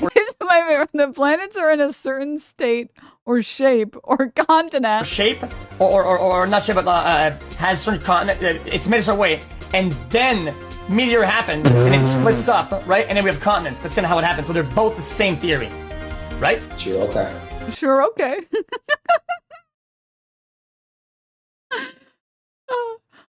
I just said, what the flan out loud. Okay. You have to understand, guys. All right. Maybe bring yourself back to what it was like in public school to remember how many insanely stupid people there are in our world. Okay? I don't know if you guys remember public school. There were some dumb motherfuckers in those classes. Okay? All right? So when I say Willie Mack is like, you know, very average, I mean average relative to the American population. All right? Europeans do not interact. Average to the US population. I think he's probably like average intelligence. And I think he's also like just like average in terms of how much harm he attempts to attribute to people and how much intent he places. I think he misrepresents things, but it feels less intentional, or like it feels less evil than say someone like Tectone. Like Tectone might be the dumbest person that has ever had a stream ever. I think Tectone might be the dumbest person I've ever run into. At the very least, the dumbest streamer I've ever run into in my life. Like, he's really dumb, and he's actually like a horrible person. Like, he's actually like an evil piece of shit, like a complete sack of shit. And that's very different than like someone like Mitch Jones. I think Mitch Jones is smarter than him. Like, Tectone is like really, really, really dumb. Like, he's really dumb. I don't know, like, how that's not classified as, like, being, like, I'm surprised his lawyer in the entirety of, like, his case with Pink, I'm surprised his lawyer didn't say, Your Honor, like, my client is so stupid, he might as well just, like, be, like, treated as someone in a coma. Like, there are no neurons firing when he speaks. It's the first time it's ever happened in modern history. We don't know how it's happening, but there's nothing going on up there. So he should be treated like a vegetable. Yeah, no. What happened to Nick Shirley? Compared to Nick Shirley, oh, that's hard. I think shockingly, Nick Shirley might actually be dumber than Tectone. That's crazy. The dumb awful words. Anyways, okay, we're getting like lost in the sauce. We're losing the plot. All of that was just say, you guys remember, there's a lot of really dumb fucks out there, man. What the fuck is Pangria? All right.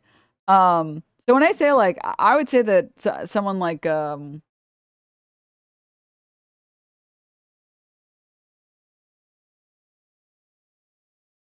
is his name? Why am I blank? Willie Mack Show. When I say someone like Willie Mack Show is like average intelligence, that's what I mean. Compared to like the smartest people that I've seen in the content space and the dumbest people I've seen in the content space, it's pretty like, compared to like my public school experience, he's like the average person in terms of intelligence. And in terms of like evilness, I think if it financially benefited him to have a positive channel that did positive things that improved people's lives, he would do that as well. Whereas I genuinely feel like Nick Shirley, if he's not actively making immigrants' lives worse, he doesn't want to make content. If Tectone can't sexually harass women on his stream, he doesn't want to make content. Do you guys understand what I mean? That's what I mean when I'm just like, in the dartboard, we could just throw him in the center. It's because this is a year old. Right? I didn't know I didn't know where you don't even know your own video. You don't know the contents of your own fucking video. The confusing thing is, like, even if Hasan had watched Willie's video, Willie still had to go back and fetch his old arguments. Like, he wasn't prepared for the conversation either way.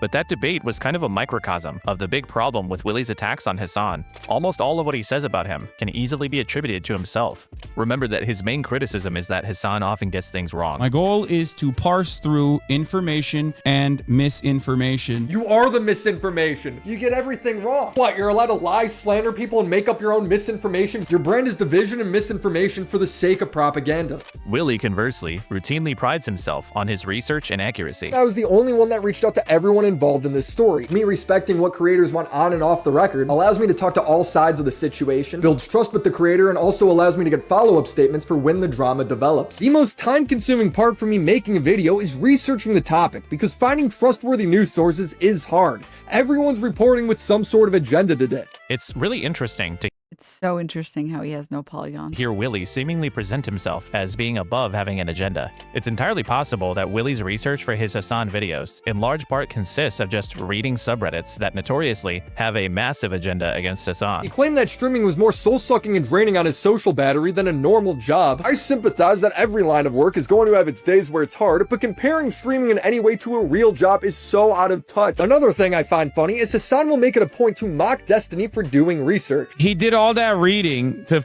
scour talking points and still got owned. If you're angry about police brutality, you can watch him laugh at a cop getting shot. Are you okay? No, you shot me! Oh God! Are you? This is a fairly common Huh? He's obviously laughing at the cop that fucking attacked that woman and then had the audacity to say, are you okay? pattern. A lot of Willie's criticisms of Hasan can be found in Destiny's subreddit previously. Now, sure, a lot of these takes Sorry, are a fellow cop, excuse me. Like, yeah, I'm sorry. Like, that is funny.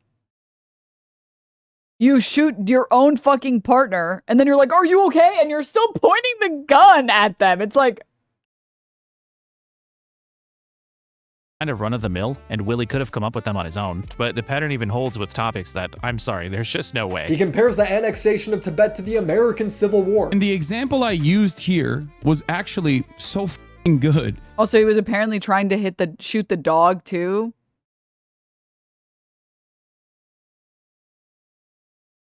Stop. You ever try to shoot a dog and then you miss the dog and you hit your partner and you're still pointing the gun at them and you're like, are you okay? Willie Mac Show watches that one skit from 2010 or whatever, and it's like, what you say? And he's like, I can't believe people would laugh at this. Do you think this is funny? Someone getting shot to death in a skit is funny? Not to, hype myself up. Yeah, something tells me this guy doesn't organically know a whole lot about the fucking annexation of Tibet.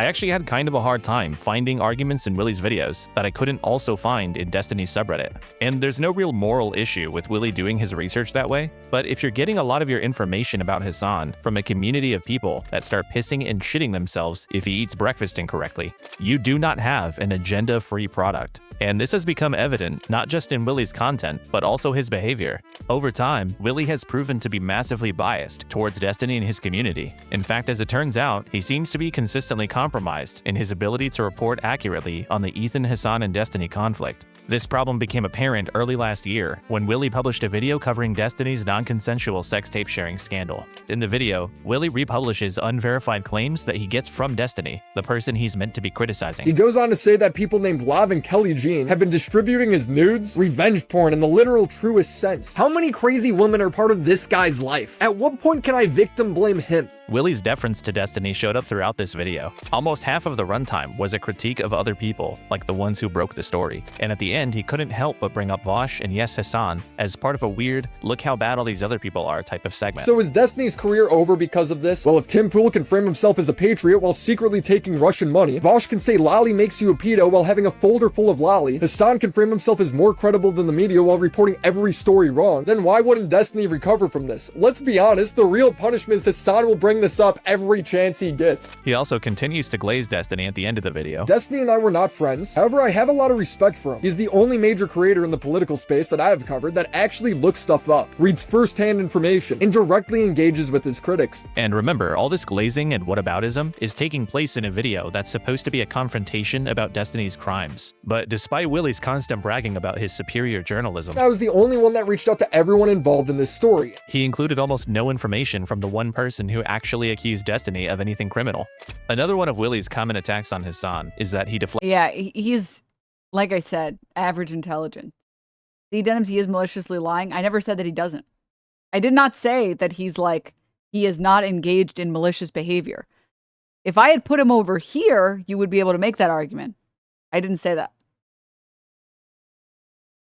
He's drama farming. He will drama farm whatever gives him the most clicks. If he thought being a good person would get him more clicks, he would do that. Which is why he then later made a video calling the cops on Destiny for having potentially CSAM on his computer.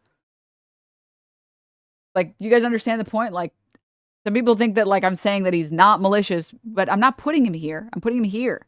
Which is, if it benefits him, he'll do it. If it doesn't benefit him, he won't do it.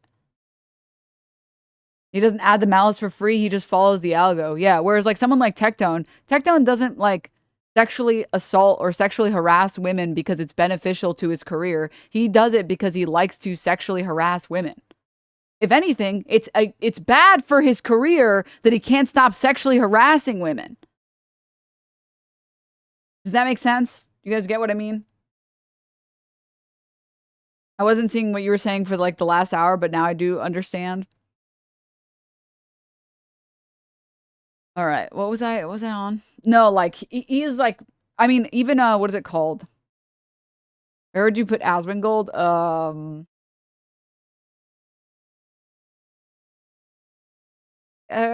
Here, probably?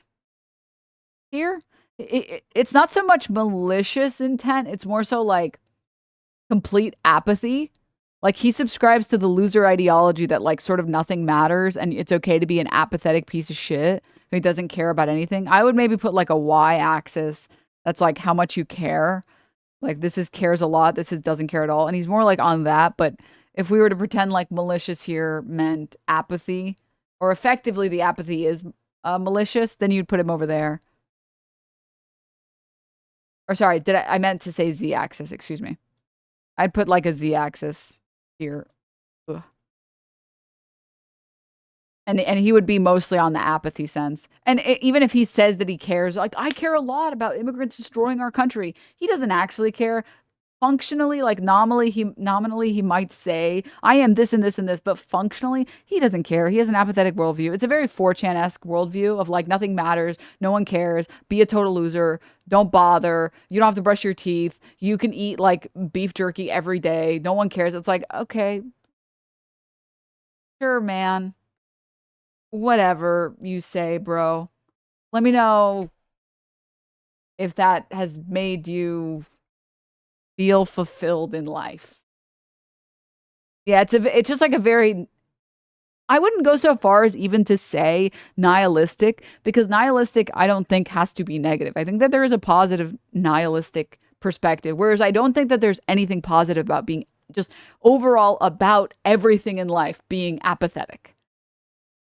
It's just cringe. It's just cringe.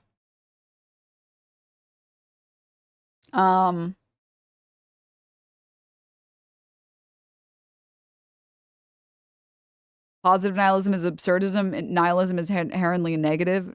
No. Absurdism does not, positive nihilism does not have to be absurdism. In fact, absurdists don't like being called nihilists, and positive nihilists, optimistic nihilists, don't like being called absurdists. What do you mean by positive nihilism? Oh, like nothing matters. Like there is no inherent purpose to existing. There doesn't need to be a heaven or a hell. There's no one that's judging your actions. Your life does not have intrinsic value or meaning. You were not put on this earth to do anything. Which means you can do anything.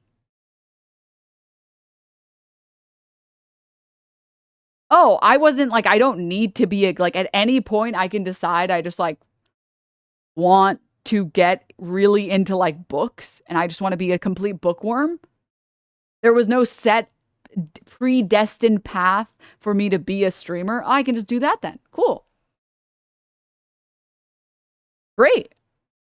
Oh, like none of these things that we think of as being important in culture actually matter, and I don't have to base my value on these things, and I can just generate joy for myself and joy for everyone around me, then why wouldn't I just do that? That sounds great.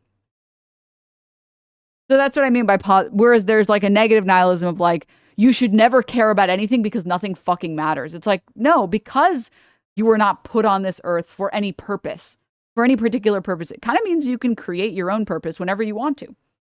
And you can change it whenever you want it, whenever you want to.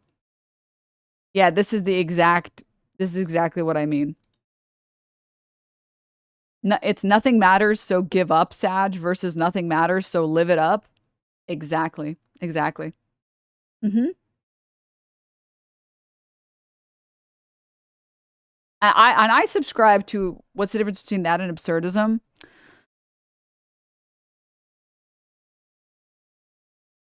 Complicated. I would suggest reading.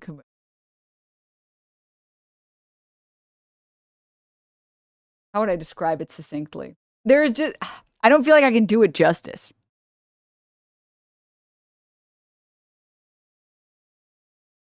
So kind of just like a difference in attitude, yeah.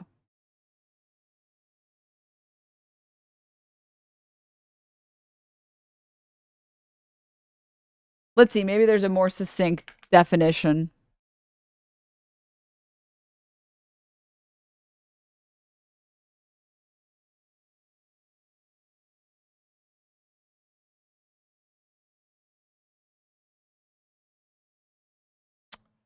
Philosophical theory that the universe is irrational and meaningless. It states trying to find meaning leads people into conflict with a seemingly meaningless world.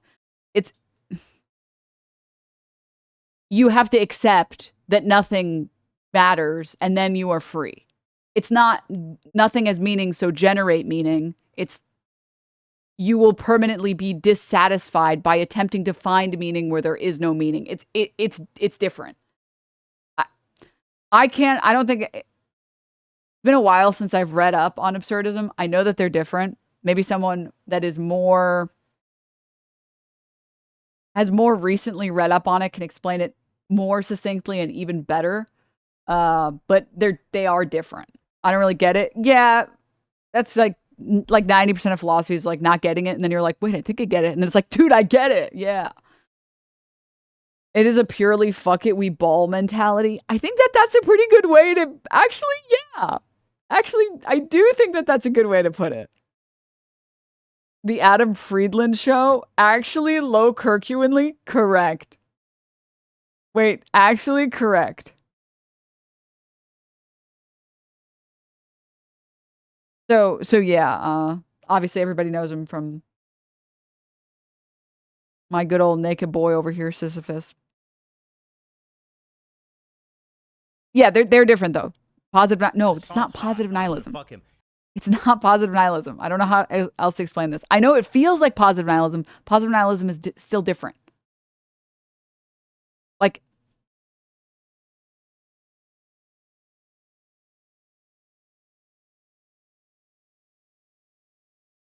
here's why it's different, right? Objections to absurdism often contend that life is in fact meaningful, or to point out certain problematic consequences or inconsistencies of absurdism. When you're saying that life is when you are a positive nihilist, you're saying that life is meaningless, but you can generate meaning anyways. Absurdism denies it completely and says life is totally meaningless. stop trying to stop trying to create meaning. You're putting yourself in this paradox and you will never be satisfied. Okay, I don't know. I don't know. I'm still going into it. But you guys get what I mean. Why are you bothering thinking about Asmund when he's not thinking about you, though? Isn't it better to focus on what you care about, actually enjoy in life? It's really sad and pathetic that you took a conversation about nihilism and made it about Asmongold. I used Asmongold to talk about something that I like to talk about, philosophy. And you took a conversation about philosophy to recenter it around Asmongold like a loser.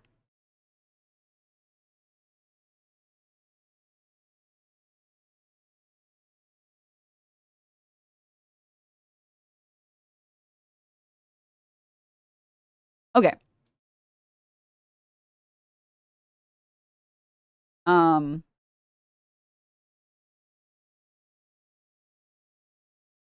new to your chat. I thought you were hating on him. My bad.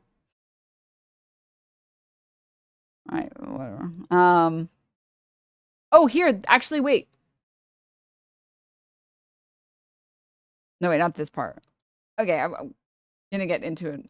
I think this graph would work better as a 3D one with the z-axis being self-interest versus apathy or something like that. Well, no, I think it'd be apathy versus like genuine love for people would be the other one.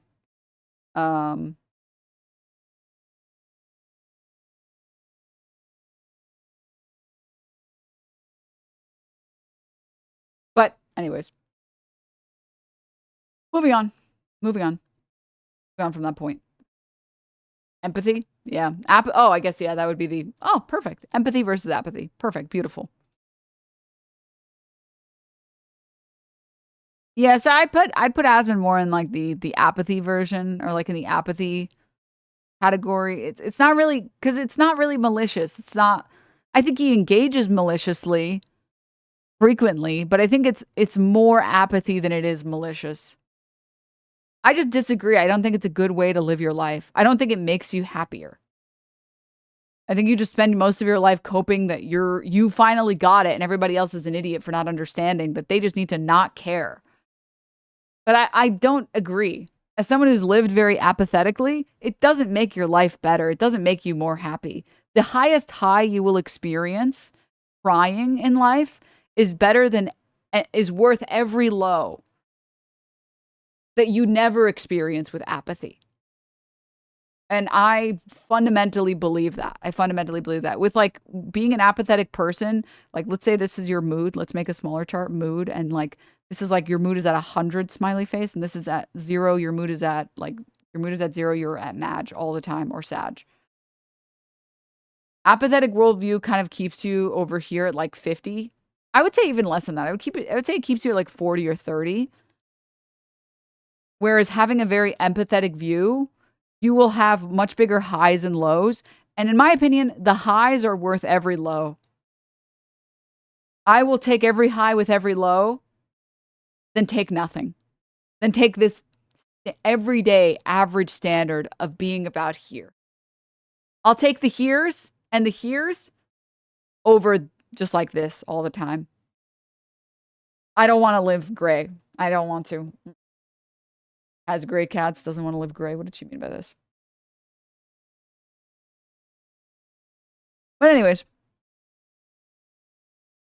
From criticism. Hasan loves to push the narrative to his audience that all criticism made towards him is invalid. But listen to how Willie responds when he's confronted about his mistakes in his coverage of Destiny. I think you didn't include the parts where Cherry is saying that he is harassing her publicly. And all right, link. Permanently Brandonized. Thank you for the 5 gifts. Give me her tweet right now. That's the big thing with all the information. I don't know if there's like an archival tweet for this, but there were tweets about it, right? You can't look at more than one tweet. Like you can't do the bare minimum. Look at more than one tweet, Willie. Yeah, I think I just didn't want to go down this fucking rabbit hole. I'm just sticking to the main story here. You know, if I go think that's a part of the main story? Yeah, there's a time where I need to cut off the video. I can't research shit forever. So why would you regurgitate his false narratives? I literally just read his statement. I didn't say if they were true or not. I don't know if they're true or not. You could have messaged me, then multiple people even could have clarified. Is the for you that video that was about nonsense. Kelly Jean? No, it's not about fucking Kelly Jean. You just Kelly. asked for misinformation example. I gave you one, you bitch. Well, you're like nitpicking me, and I just have to draw a line at some point where it's like this criticism I don't think is valid. So Willie's perfectly fine to puff out his chest about his integrity and accuracy and research. But the second he's challenged about his process failing him, he immediately retreats to things like, all I did was read off the misinformation, or, well, My favorite thing was like when I talked about the fact that Destiny was like, so for anyone who missed it, Destiny is currently getting sued for recording some women without their consent in sexual contexts. And, but more specifically, having recordings of women that are sexual and sharing them without their consent to other people. Which is like sort of technically a form of revenge porn. That's what he's getting sued for. And I was like, yeah, this is like a standard operating practice and procedure for someone, or for specifically C-samstony, sexpestony, molestony. That's what, yeah. And when I was talking about this and I was doing my best to try and like give a voice to the person who's filing the lawsuit against him, currently Pixie, I was saying, yeah, I mean, there's no reason to not believe her on this. First of all, a lot of these things became public and started being spread because, I'm not joking, C-samstony was sending these videos without people's consent to random e-girls on Discord that were underage. So like every part of the story is horrible. And when I was covering this the first time, I was like, to be very clear, I just want to say really fast, what I'm about to share is nothing even remotely close to the violation that these women have experienced, because it was more than one. There have been multiple women that have corroborated and said that this happened to them. And so I said, yeah, I mean, I had a conversation with the guy, a completely safe for work conversation. Just two people, well, technically it was three people in that conversation talking. And I was just like recorded in like the state of California where that's illegal and without my consent. And then I was like threatened with a recording that has nothing in it. Yeah, it's like fucking crazy behavior. And that's just what he does. He just like records people and is happy to share those recordings with anyone. And I was very clear to say when I said this the first time, I don't obviously a conversation where I'm having and you recorded me talking, like I don't really like, that's not on the same level of a video of someone in a sexual nature or that is naked being sent to random people without your consent. And I said that very specifically. Like I said very specifically, this is not the same. The crime committed against me, the civil offense committed against me is here. Or the moral crime committed against me is here. And what these women are suing for is all the way up here.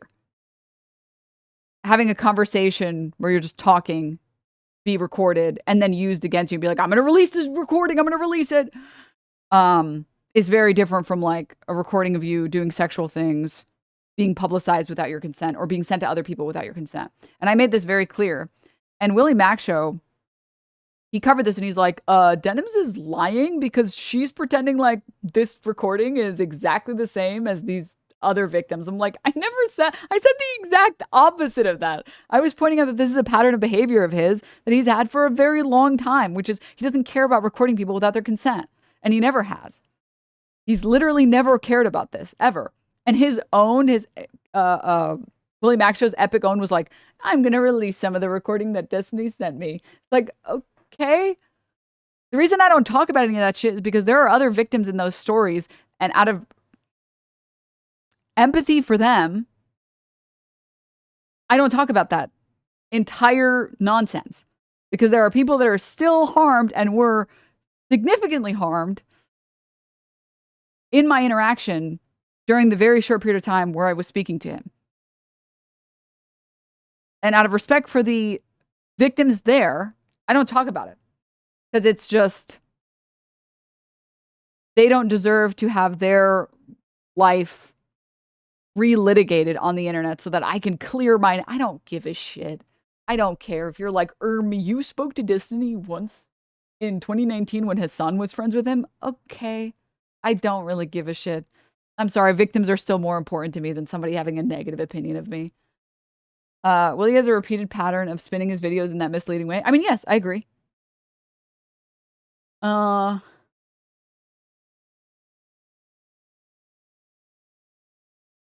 I finally understand why his son calls it the Willy Crack Show. Christ. But anywho.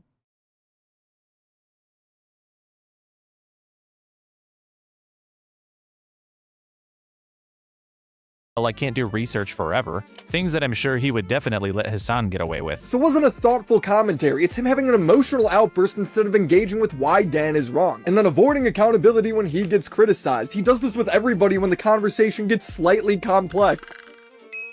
But Willy's total lopsidedness when it comes to talking about Destiny came to a head when he had his personal information doxed by Bad Empanada. Destiny quote-tweeted someone talking about the dox to publicly condemn Bad Empanada, which prompted some people to point out Destiny's glaring hypocrisy, as he is a proud open doxer himself. When JStock retweeted one of these criticisms, it completely broke Willy Mac's brain. He immediately started attacking JStock for spreading his dox, conveniently glossing over the fact that Destiny was the one who originally retweeted it and to like 60 times more eyeballs. But when people pointed out how nonsensical this was, Willy doubled down, claiming that he wasn't mad at Destiny because Destiny was defending him. But JStock and Dickers, these guys weren't not defending Willy. In a way, they were actually kind of criticizing doxing in general. After some more back and forth, eventually Willy just responded with, "Alright everyone, post my docs cause Destiny has you all mind raped." Huh. Willy persisted with this absolutely incoherent take by releasing a video on the topic a couple weeks later. At this point, my dox is already spread, the toothpaste is out of the bottle. What bothered me most in this moment was the narrative that I deserve it. Nobody said that. They're like, why aren't you mad at Destiny? He quote-tweeted your dox too. Why aren't you mad at Destiny himself? Destiny is defending my already viral dox that's already in the hands of all the people who hate me. We're acting like context and scale don't matter. I don't even know how to analyze this. Destiny tweeting about Willy's dox is the largest in scale it would ever go, and the context of other people talking about it had nothing to do with doxing Willy. If it was already viral and everyone knew about it, then what the fuck is he complaining about? I mean it when I say this video was one of the most egregiously horrible pieces of content I've ever seen. It makes no sense, it's filled with misunderstandings of basic social concepts, and it contains completely unsubstantiated claims. In the video, he completely falsely attempts to implicate Queeman as somehow being responsible for the origin of his dox. The truth is, Bad Empanada did not originate my dox. He maliciously spread it everywhere, but my dox originated on a niche forum by this guy's unhinged viewers. And yes, this completely made-up narrative that Willy uncritically accepts came from, you guessed it, Destiny. Guarantee Destiny told Willy Mac that a Queeman fan doxed him, and he believed it uncritically. I might have said that. Let's see what I said exactly. So I sent him a message on July 21st. I said, no clue how. Oh my God. All of it is nonsense. All of it is nonsense. Yeah, I mean, the problem with Willy Mac has always been that, like, he's like a massive in 2020. I don't know if he still is now after C. Samson, he was exposed for, you know, having CSAM on his computer. But for the longest time, it's just like, this is kind of like a problem with generally C. Samson-y fans, I guess. They just assume that their God King Emperor would never lie to them. And he would always tell the truth. And it's like, yeah, the guy who records women he's having sex with without their consent and then sends it to other people, he would never lie. Yep, you got it. That's the one. He would never lie to you. Listen, he only records people without their consent in sexual encounters and sends it to random e-girls that are minors on Discord. He would never lie. Let's not be unreasonable here. Let's not be unreasonable. Okay? Be reasonable. But anyways, all right, Tectone. Let's watch some of the Tectone part. Oh wait, let's see what award Willy Mac gets. No one at his from that account, a needed one, was constant moronic behavior. Eventually made me realize that the problem isn't just a bias. We're talking about a fundamental lack of critical thought. Case in point, remember the comparison between Hasan and a literal Nazi in Ethan's filings for the copyright lawsuits? Denims sort of jokingly posed with this page to promote her I like that I'm censored.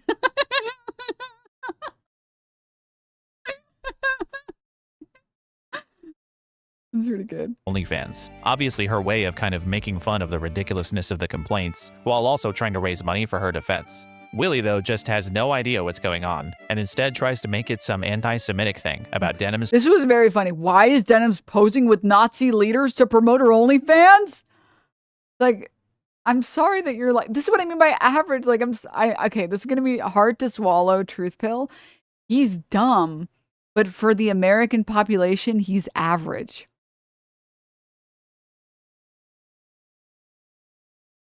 He just doesn't know what's happening. That's like the average American voter. He just doesn't know what's happening. Posing with Hitler. And then when people try to explain to him what's happening, he again doubles down, just completely missing the point. No idea what's going on around him. This isn't your run-of-the-mill, someone has an agenda or a... That was such good rage bait, by the way. Oh my God. Like, dude, I love to do things that give people no response. I love to put people in situations where I can say, nothing to say, no comment, no comment. Because there's something funny about all these people being like, well, it's time to be a whore on the internet. Come on, be a whore on the internet so you can raise money. And I'm like, okay. Sure. Here's a photo of me kind of looking sexy. And they're like, what? But you're you can't do that. I was making fun of you. No, but you're being a whore. Okay. Do you have any other insults or anything? Or are you just going to say the same thing over and over and over again? Oh, you're not going to, you just have nothing to say now. Okay. All right. Isn't it sad that that's the only thing that they could say? Oh my God. So good. It's so good. Bias that affects their content? The only explanation for this level of incompetence is that this guy isn't just dishonest, he's got like some type of disability. Willie Max built a lot of his credibility on criticizing people like Hasan for misinformation, poor journalism, and irresponsibility. Meanwhile, he'll reflexively spread false narratives about other creators, kind of serious ones like revenge porn and doxing, without verifying them. But when it's people he likes that are accused of serious things, he'll functionally run cover for them. But he has to do things that way, because that's been his brand for a long time now. He is the blue-collar commentary YouTuber that catches normal people up on how awesome Ethan and Destiny are, and how terrible Hasan is. And he's too gullible to question what people tell him, too stupid to understand when he's being lied to, and too compromised to think for himself. Willie's friend Nicholas Diorio put it best. Willie's not like internet people, and he's not terminally online. He's just like some fucking guy who makes commentary videos.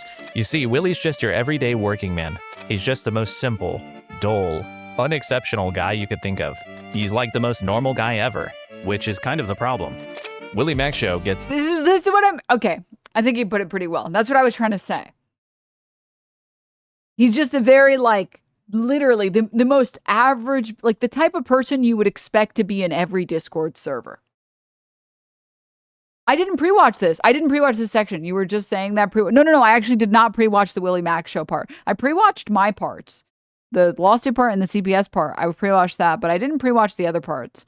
I wanted to watch this with you guys. Oh, I didn't pre-watch the first like 10 seconds of the next Taku part, which is also the only part that I'm going to make you guys watch. The literal most normal guy ever award.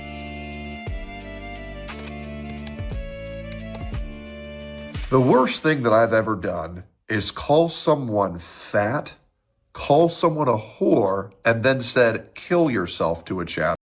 No, I think the worst thing you did was found in court, actually, where you were sexually abusing your girlfriend. I think that was the worst thing. And I am one of the most punished people on the internet. No. And you have people... You know who's the most punished person on the internet? I don't know if this is a controversial take or not. Probably the most punished person on the internet is Pirate Software. I'm not gonna lie, it is kind of crazy that like Pirate Software still gets hate videos made about him. Like, don't get me wrong, he's kind of like annoying, but like Oliver Managem is kind of crazy. Like, he definitely did not. Okay. I was down for like a couple videos. But they're still going. There's still like, I saw a video that was like 3 days ago, 500,000 views. It's like, guys, just let it die. Just let it die. Like, calm down. You got a ton of hate for being bad at video. Well, like to be the most fair, it's not that he was bad at the video game, it's that he was just annoying to deal with.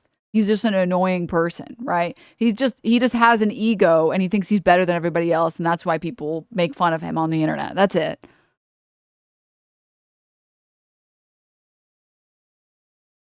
And like, listen, on the internet, everything's fair game. I get it. But like in terms of like comparing him to other people that exist and have existed on the internet, the crimes are really minor. Like, oh my god, I just spit everywhere. Sorry guys. Sorry about spitting in your eye. You have Fanta virus now.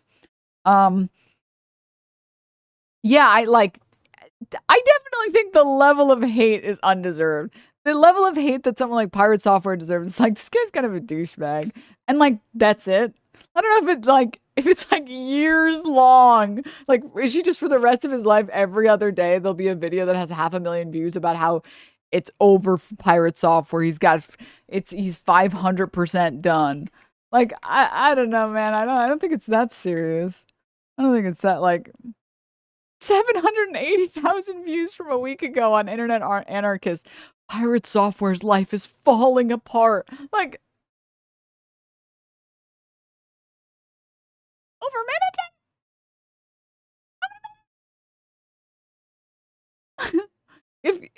I'm just saying, if you guys have played, if you remember Pirate Software, his life is ruined now. I'm just saying, guys. 2.9, almost 3 million views from 2 months ago. Pirate Software's lies are still catching up to him. Like, guys, it's not that. If you play MMOs, there's at least 5 of this guy in every guild. It's not that serious. Like, it's not that serious. It's really not that serious. It's really not that serious. The videos aren't about the gem thing. Well, no, they're about like his doubling down and his triple down and him being really annoying. Oh, God. Oh, and then there was like, again, it's just that he's an annoying person. That's the thing. There was like the part where he like, but I don't know. I feel like it's more funny than like cancelable. Him being like, him having the username Pirate Software and then being like, against the gaming effort to have people be able to like continue playing the game after developers are no longer interested in maintaining it. It's like, it's very funny that your name is Pirate Software and you're like, please, we need to defend the companies. It's like, that's more funny than it is like, we need to cancel this guy. We need to cancel him. People need to know his life is ruined. Like, it's not that serious. Like, it's really not that serious. It's really not that serious, man. It's not that, it's, again, like I just said, it's kind of crazy. He didn't even like, I don't know. He was just an asshole. He didn't do anything, but, a lot of gamer streamers are like that too. Like, they just think they're some kind of god because they're just good at a video game. Yeah, it's, Denims is streaming. the recent drama is that he fired his mod. Oh, okay. Something happened with his mod team last night. They all resigned or something, so he's back in the spot. Okay, so... Oh, Kilo, what the heck? Thanks for the 5 gift subs. Thank you, man. I really appreciate it. I mean, it's a lot. You guys better say thank you. Great job, man. Great job. Really. Everyone, give some clappers, man. Give some clappers. No, he just can't afford them anymore, and that's why he fired them. Okay, like, again, it is very funny for Techzone to be like, I am the most punished person. It's like, bro, if there's anyone that should have 3 million viewed videos about how their life is over and how they're still suffering, it should be you, man, okay? It should be you. Come on. On the internet, calling for the death of people online and falsely calling people rapists. John Robert Robertson, also known as Tectone, is a popular 32-year-old gaming streamer with well over 1 million subscribers. He became popular through streaming the gacha game category. Okay. I don't know if this is too deep of a cut. I feel like we should shorten his name from John Robert Robinson. Given his John, I feel like it should just be J.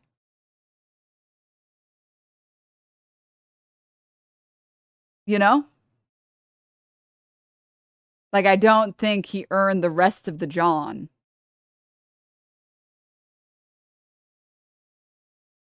You know what I mean? You guys picking up what I'm putting down? You guys getting it? Never trust people with 2 first names. Yeah. No. Well, because he talks about how he has a micro penis frequently, and there were like court documents talking about him having a micro penis, and John is another word for penis. So it should be like just J instead of the like he doesn't have the full John, so it should just be J rapist. Stop. Okay, thank you. And I was like, maybe that was a little too deep in there. Maybe that joke was too like, okay. Well, thank you guys for joining me on that one. Category, which is another way of saying that he teaches young people how to become addicted to gambling. Please, just one more. One more orange. I'll do one more. Okay, I'll do one more. Oh, booyah! Yes! After building a following, Tectone gradually transitioned into other genres, like Souls-like games. But present day, a lot of his content focus seems to be on, effectively, farming parasocial attachment from his audience. I love my chat. I love my community. I love ya. Yo, chat, real quick, in y'all's opinion, Tectone recently stepped away from streaming, and for a while now, he's been almost exclusively— Can I say, though, the funniest thing about Tectone is LSF normally would love a guy like Tectone, but because his voice is like broken glass, they fucking hate him. He's the only person that I've gone like head-to-head with on LSF, and people sided with me. And all the comments are like, I just don't like Tectone. I just hate when he shows up on a stream. I hate when he collabs with other people. I hate his voice. He's awful to look at. His personality is disgusting. I will side with anyone as long as it is not, as long as they are fighting Tectone in that moment. posting rant videos and trauma dumps. For Tectone, these videos are the place where he gets to write the narrative about himself. He wants to position himself, in the eyes of his audience, as the good guy of the internet, who stands up to all the evil people and liars online. And that's why— What Tectone doesn't understand is that if you're committing to being the villain, you just full commit, man. You can't do this like half-ass, like, oh, victim. And then also in the same breath be like, yeah, she's a whore, she's fat, she's a fat whore. Yeah, this one's a fat whore, guys. It's like, no, dude, you just commit to being the villain, or you got to stop acting that way. You can't, it's antithetical to try and do both. So many people are preying on my downfall because so many motherfuckers are going to try to reemerge from their grave when they think that I'll leave, but I'm never going to fucking leave. And that's why people push this bullshit so much, because I've ruined the careers of so many fucking horrible people. So now they're going at me because I had to fucking end motherfuckers. Whose career has he ruined? His own, I guess. Who are fucking bad eggs. He also very much wants to be seen as wise and relatable, and he'll try to offer wisdom and life advice that probably goes really hard if you're like 14. A relationship is work. A marriage is work. Now, eventually, there might come a time where you say, it ain't worth the work. If the soil is barren, you will not be able to grow a crop. Really, he'll just post anything that he thinks makes him look good or Guy who got divorced? What? Why are you giving marriage advice? Your wife divorced you. Pathetic. In fact, he's recently invented a new meta for getting attention, which is doing or saying something really dumb that he knows will get him banned from Twitch, and then posting a performative video where he gets to complain about how maligned and beleaguered he is. Now, I've been banned for Look, I don't think it really gives up. free for another month. This is my monthly ban.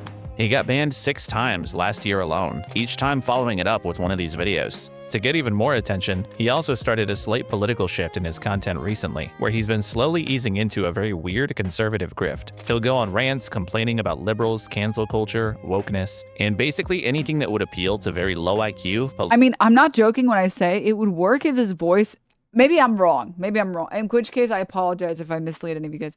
I think he would have an audience if his voice wasn't so fucking annoying. Like, I just can't, like, a lot of people just can't listen to his voice. Like, it's just really annoying. I'm pretty sure like 90% of the reason why Asmongold has the number of viewers, the viewers that he has, is because his voice isn't annoying to listen to. It doesn't sound like literally like nails on a chalkboard. The problem is that if you have any neurons, you listen to the words that he says and you realize he's a fucking moron. But Tectone's voice is just like, oh, I don't think the microphone picked it up. I was at such a high decibel, but it's just not, it's like unpleasant to listen to. It like gives me a headache. politically uninformed people. COVID era was very much ruled by woke libtards. It is driven by this cancel culture mob, these fucking leftist liberals. I've lost a lot of friends for merely saying it is okay to be white. If white people are so bad, why the fuck do all y'all want to live in white neighborhoods? Notice the I'm spitting right now hands. But Tectone's overall dull and performative personality has carried over to his attempts at doing Who is all of y'all? political content, where he makes very strange connections between political topics and himself. Like after the assassination of Charlie Kirk, when he sort of lumped him. Also, can I just say, famously, people love HOAs, question mark? Famously, people love to live in an HOA with a Karen that tells you your grass is a millimeter too high, we're evicting you. Famously, when you think of an HOA owner, or like the HOA manager, or like the head or whatever, it's not a white woman. Yeah, okay, all right, just come on, dude. Himself in with people who are being targeted. From the Irna Zarutsky footage to the Charlie Kirk footage, I'm deeply unsettled. However, I'm very grateful that I am still alive. What are we doing where we are sympathizing with fucking murder? What? I'm grateful that I'm still alive? What, like, because you haven't killed yourself yet? Like, what do you mean you're, like, who is... Nobody gives a shit about you, man. Guys, I have been banned for nearly 2 months total over the past 4 months. I have never seen this level of delusion to make Charlie Kirk's death about you and say, like, I'm grateful I'm alive. Like, that's a crazy thing to say, man. For calling people names, yet there are people out there calling for the deaths of other people, political figures, and attempting to radicalize and weaponize their audience to hurt people and kill them. It's pretty obvious he's talking about Hasan Piker there, who lives pretty rent-free in Tectone's head. By the way, is this Tectone guy okay? Anytime Hasan experiences even the slightest controversy, you will find Tectone somewhere nearby complaining about— Tectone is like...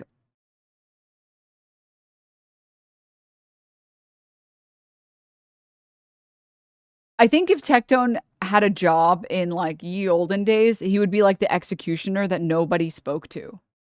Because like, what the fuck is wrong with you that you're like the executioner? You know what I mean? Like, there's definitely something wrong with that guy, so nobody talked to him. And like, let's all just be grateful that he does this thing that none of us want to do. Do you guys feel me? Like, that he was just born in the wrong era. Like, he needed to be born when executioners were still needed, you know, like the very classical sense of an executioner, you know, like the giant fucking axe or whatever. Nah, he'd be the guy who picks up the horse shit from the street. Nah, dude, what country are we talking about here? Like, what continent? They just were throwing buckets of poop outside the windows. You think someone was cleaning the poop? No.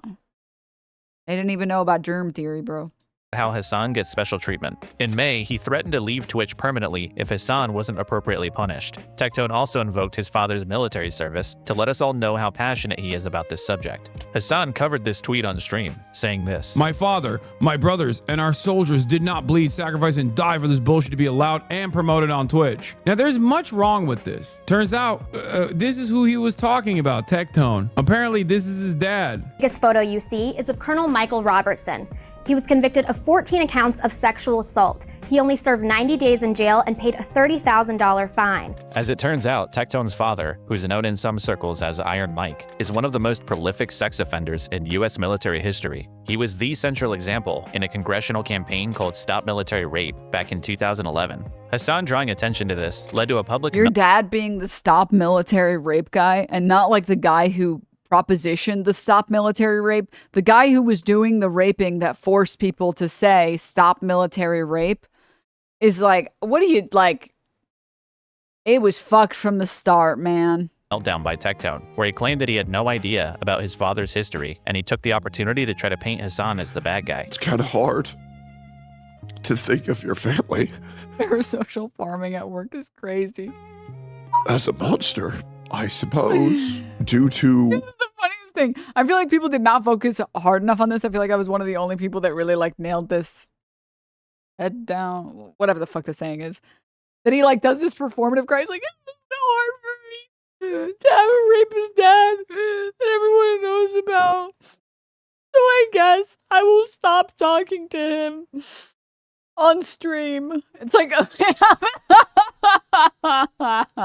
was that last part? What were those last two words?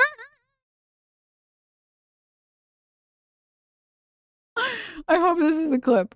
This all being resurfaced by Hasan, I suppose I will no longer be interacting with my father in any way, shape, or form on my stream or my content. Yeah, somehow it's Hasan's fault that you can't interact with your sex offender father on stream anymore. Apparently, it's all good to use your family members to I love the idea that you find out that your dad is like the military rape guy, and your first thought is like, oh man, I can't have you on stream anymore, dude. Fuck. Like, are you sure the position shouldn't be, I can't talk to this guy because he's a fucking rapist? Because I feel like that would be like most normal people's position would be like, I'm sorry, you sexually assaulted how many people? Huh? No. Well, you were just like you were neurodivergent, bald, I don't know. And you were a minor, 50 years old. Like, try to argue for deplatforming someone, but if they point out that that family member is a piece of shit, then they're the asshole. This situation is a good example of how Weasley Tectone can be. When his father was diagnosed with also cancer, just like for frame of reference, just try and imagine one of your parents sexually assaulting or physically abusing your other parent. Would you still want to be friends with that person? I know I wouldn't. I would be like, never speak to me again. But I'm trying to be a better person. Great. Do it without me in your life.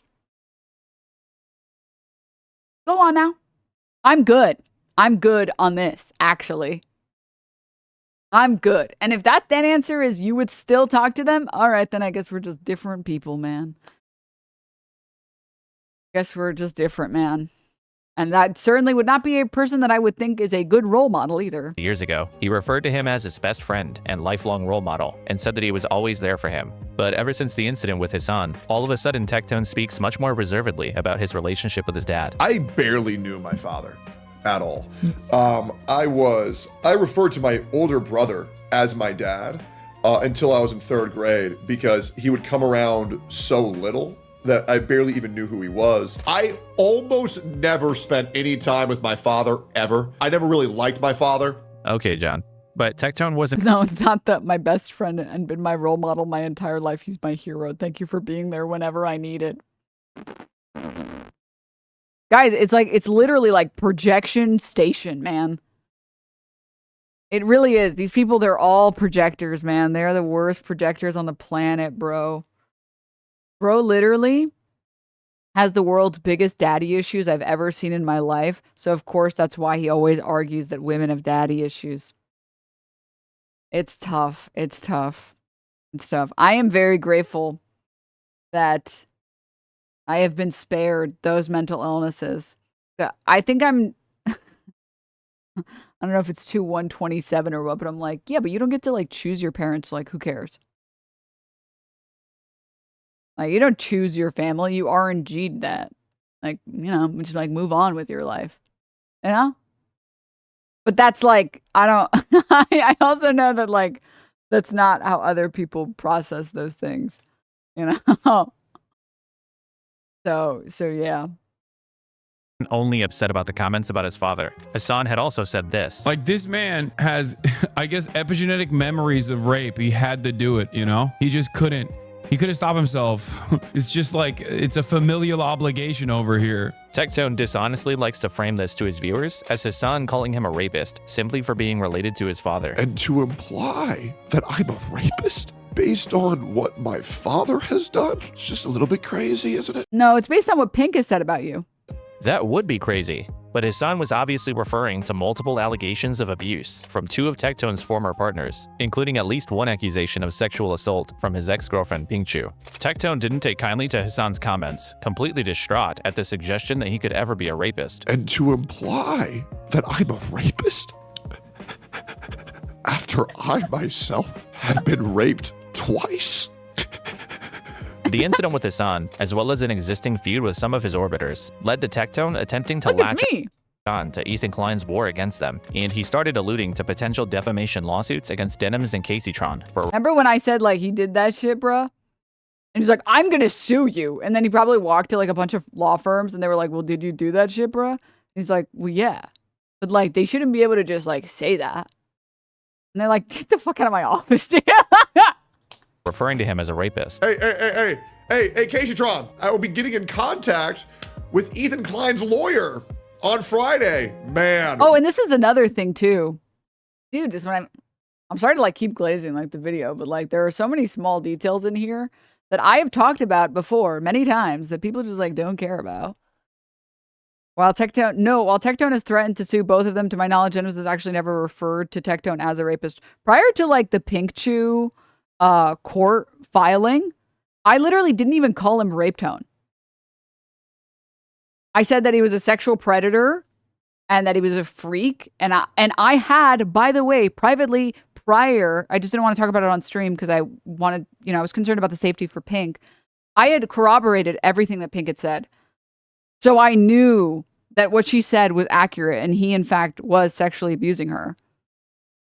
So I knew that all of that was correct. And I still didn't call him Rape Tone. Because I was like, you know what? Let's just wait it out. We're going to wait it out. Just wait it out. Just wait it out. Because there is no universe where a court sees this like plethora of evidence against him and says like, yeah, you're free to go. And guess what? He got probably the most insane judgment that you can get in Texas. He can't have guns for 10 years. 10 years. He got, I think it was a restraining order. He's not allowed to be within like 500 meters, yards of her. He literally can't go to a convention that he knows she is at. If they are in the same place, to be clear, this is how insane this stuff is. Someone can correct me if I'm mistaken, but I'm pretty sure last time I looked at it, if he's in a restaurant and she shows up, he has to leave.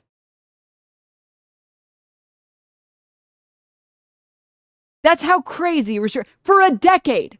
For a decade. Not for a year, for a decade. And no guns for a decade. In Texas. Like, that is how, like, isn't it crazy that Pink Chew can literally be our goth paladin? And her existing at a convention, she creates a protective shield around the entire convention that does not allow sexual predators, specifically one sexual predator, to enter the premise. Is that not one of the most incredible? She literally has an aura. She has a protective aura. That's amazing. The Tectonian repellent.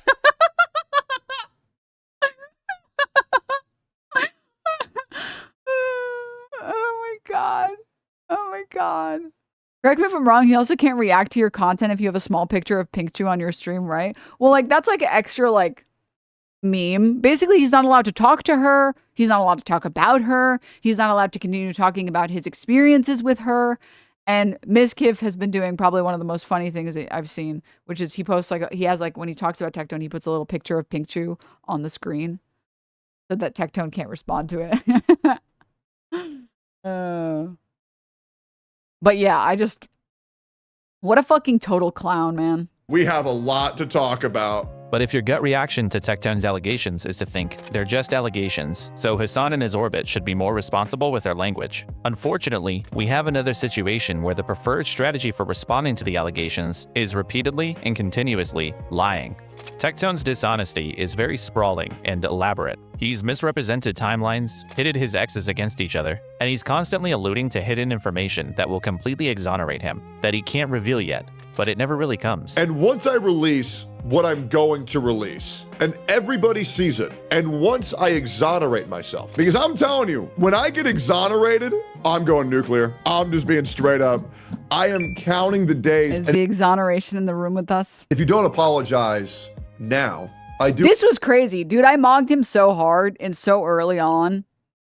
When Pink came out with the original statement, he was like, you need right now, Pink, redact your statements. I'm giving you 24 hours. And then 24 hours passed and then he did nothing. I'm starting to laugh so Giddily? I don't know if that's a word. I'm sorry to laugh in such an obscene way, but it just like, it truly brings such a joy to me. What a pathetic. And I literally said, bro is not going to do anything. Watch. And then 48 hours passed and I was like, oh, that's crazy. He didn't do anything. It was just a fucking threat.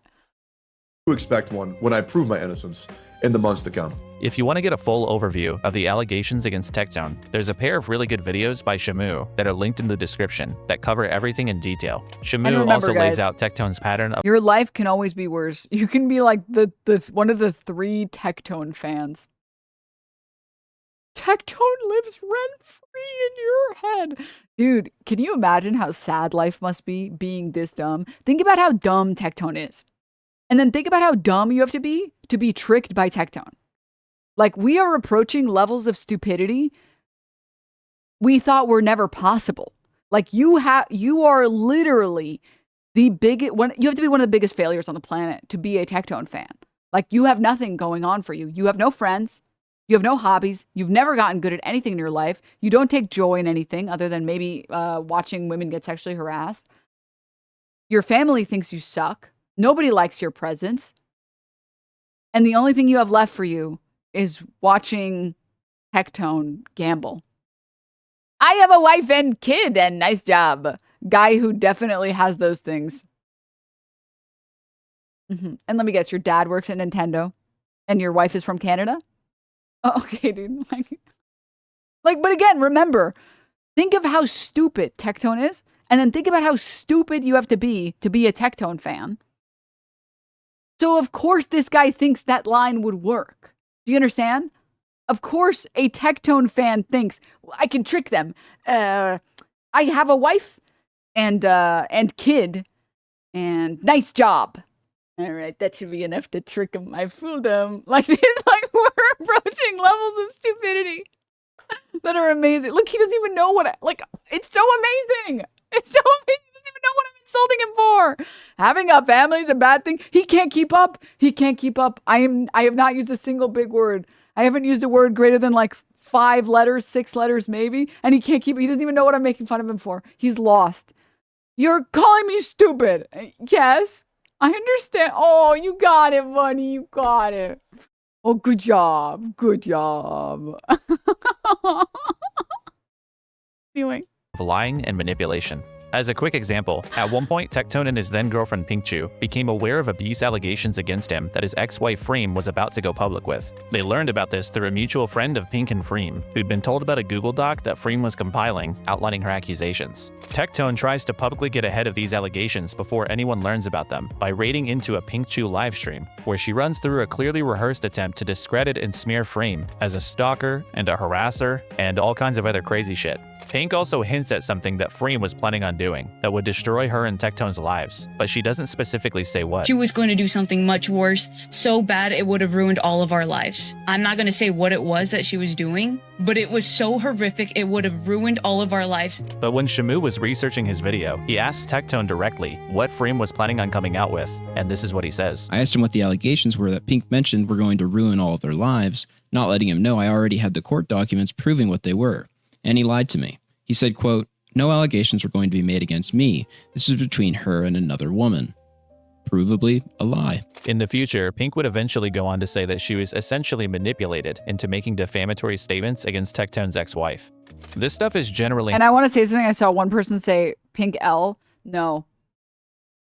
That still, despite it being something that was harmful, was still a Pink W, because it shows that she is pure of heart, that she wanted to believe and she wanted to stand by someone that she was with, because she didn't think that people had such cruelty in their heart and such malice in their heart that they would lie to their partner, that they would manipulate their partner that way. And then immediately upon realizing that she was lied to, she apologized.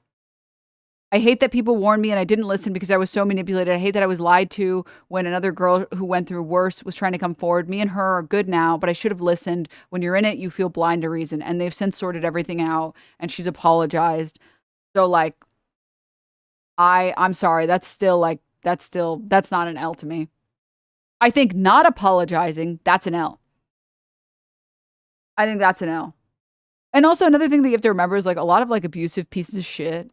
You'll notice it's a common tactic for abusers to find women that are really sweet and are really nice. All of the women I know who've had probably the worst abusers in their life are some of the nicest women. Like actually some of the nicest women I've ever met. And the same is true, by the way, for female abusers. Talking about female abusers picking targets. Usually it's the nicest dudes I've ever met in my life. And it's because abusers actively try to pick someone who tries to always see the good in people, even when there are instances where it's just black or white, or black and white. Yeah, black or white. But that's why they pick that. So they can always be like, well, you're just being really mean to me right now. You're not really understanding where I'm coming from. And someone who's a genuinely very sweet person and wants to see the good consistently in people, they don't want to like corrupt their spirit and believe that this person that they've been with for like a year is lying and manipulating them. And they want to stand by this person, right? And I don't think that's like, I don't think you should give up that part of you that wants to be a good person because shitty people exist. I think you should persist in your genuinely good spirit. That's not indicative of bad character. I just don't think it's indicative of bad character. I think it's indicative of bad character to never apologize and reach out and try and right your wrongs. But up to that point, you know, I don't know. Stop your drug. I'm very serious. It is a quality that abusers select for. That's why I kind of get pissed when I hear the like, oh, pick better. Like, luckily I'm a bitch, so like I think a lot of abusers see that I'm a bitch, and that's probably why they don't even bother, because I'm like, because I just think you should be a bitch sometimes, and that's okay. But when I say I'm a bitch, I mean like I don't care if it's impolite. I'm going to stand up for the things I believe in. And the word bitch has no power over me. We're never gonna have a conversation and you're gonna say like, you're being a real bitch right now. And that would move me. You're gonna move me if you explain to me why you think I've gone too far. Like if you're like, I just think you're being really harsh because like, did this really deserve this? And then I'd consider it, but like, you're not gonna move me just because you're calling me. I don't care. Call me a bitch as much as you want. That word has no power over me, dude. What the fuck? Hello? This is not Harry Potter, man. I don't know. What is it? Abracadabra. What is the fucking spell that kills you? What do you think we're doing? We're not RPing, man. Your words don't mean, that word doesn't mean anything. It's not a magic spell on me, man. Adava, cadabra, whatever. Fetus, deletus, something like that. Would you be moved if someone called you an asshole if you were behaving like one? No, I would be moved if someone said, hey, I feel like you're acting this way. Or like, I feel like you're being overly harsh. And here's why, X, Y, Z, whatever. And like they build their argument. Then I'm always moved. If you make a good argument, I'm moved. I'm a simple person. And it also depends on who's saying it, but like, why did I? I also agree. This is what I tell people. You should be comfortable. If something is very important to you, you should say what's important to you. Sometimes the presentation doesn't need to be perfect. If it's very important, you need to tell the other, like especially if you're with someone, you're dating someone, you need to tell them. And you have to accept that you're not perfect and that's okay. And even if the presentation isn't the best, if it is very important, you have to say something. Because the other person has no way of knowing, right? You should be as polite as you can. But sometimes if you don't know how else to say it, you should just say what you want to say. Sometimes I think I like really rack my brain. I'm like, what is like a polite, productive way to explain this to someone else? How do I explain this to someone else or like someone I'm with or whatever in a way that is productive? And sometimes it's really hard. Sometimes it's really hard to get that phrasing really well. There's a lot of like I statements you can make, right? But at the end of the day, if you feel like somebody else is disrespecting you in some way, you should communicate that because they might not even know. Best case scenario, they don't even know and they can't mind read. So you're just informing them of something that they're doing that hurts you. And worst case scenario, they're a piece of shit that knows what they're doing and you're calling them out on their bullshit. So like if I was dating someone and they were like constantly talking down to me at like social events, I'd be like, I would pull them aside the first second I got, and then I would say, hey, I feel like you're really like talking down to me in front of all these people, and it's really fucking hurtful. Like, I don't want to fight about this, but like, can you like watch how you're speaking about me? Because it feels really disrespectful. Like when you said that and that and that, like that was not okay. And you shouldn't feel bad about acting that way. You shouldn't feel bad about saying that. Like you shouldn't be like, hey, well, I don't know if I'm mistaken, and I don't know if it's wrong for me to say this, and I don't want you to feel anyway. Like, I want to make sure that I'm like, you don't have to just take it. And if the other person's saying, no, I should treat you that way, tell them, no, I don't treat you that way. No, I don't think so. Mm-mm. Yeah, I'm no. Bro, you're so ADHD. Sorry, my bad. All of that was just to say, I believe in being a bitch. And by that, I mean standing up for yourself, being firm, and don't let other people have power over you by just saying that you're a bitch. And unfortunately, this is why I hate when people say like, oh, women just need to pick better then. It's like, no, it's that abusers pick people who are really sweet so that they can get away with abusing them for longer. You fucking sack of shit. Hello? That's not them picking poorly. That's them having kindness in their heart and being taken advantage of. It's easier said than done, standing up to abuse. I'm not saying that it's easy, to be clear. I'm saying the only claim that I was making was I think most people who talk to me very quickly realize that, like, I'll fucking, you're not going to bully me in a conversation, man. No. So I think I do accidentally select out, but that shouldn't be the case. Like, you're not a bad person for being nice. Like, that's a good quality to have. I disagree that that's like, you know what I mean? It's your fault for being manipulated. Like, no. Manipulators should stop manipulating. But okay. Manipulated into making defamatory statements against Tektone's ex-wife. This stuff is generally how Tektone operates when it comes to his allegations. He engages in tons of well poisoning, smear campaigns, and even outright blatant lies when he thinks he can get away with it. I do recommend checking out Shamu's videos in full. He was one of the first creators to put out a good video on this story, and his thesis seems to have been correct. In January, a Texas court granted Pink Chew's protective order against Tektone, finding that there was reasonable grounds to believe that he had committed sexual assault, harassment, and stalking. It turns out that this court case seems to have been the reason behind Tektone's temporary break from streaming. He was so incapable of keeping himself from smearing Pink on his live stream that he might have been legally advised to just step away entirely. This is supported by the fact that after an You know how fried it is that your lawyer literally says, just stop streaming? No, I'm not joking. You just need to stop streaming. Just stop. No, what if I just this time I promise I won't talk about her. Dude, we already did that the last 40 streams. Stop. 6-month-long absence, Tektone returned to streaming on February 1st, less than 2 weeks after the protective order was granted. In this stream, which was clearly supposed to be his response to the situation, Tektone continued to lie about different aspects of the case, reminded everyone that he wasn't convicted of a crime, cried about Charlie Kirk, and yes, of course, he brought up Hasan. One funny detail that came to light from the court case was Tektone essentially suggesting that his new conservative-oriented content, as well as his fixation on Hasan, weren't motivated by politics, but by trying to stay relevant and getting attention. Shocker. Mizkif originally broke the story about the court ruling, and some people started distancing themselves as a result. But I don't really want to talk about the court case that much more. Not just because the details of what Tektone allegedly did to Pink are pretty demented, but also because we didn't need the court's ruling to make this determination. Similar to our Cameron F305 situation from earlier, while there may never be proof that Tektone sexually abused anybody, the sheer quantity of lies he deploys in defense of himself, to me, stands as pretty compelling evidence in and of itself. And this information— I get the point that Kilo is making here, which is like, he's enough of a piece of shit online that it doesn't really matter whether or not he was ever found guilty, or not found guilty because it wasn't a criminal case, but whether or not a court said it was reasonable to believe that he sexually assaulted his ex-girlfriend. But I do feel like you just drive this one home.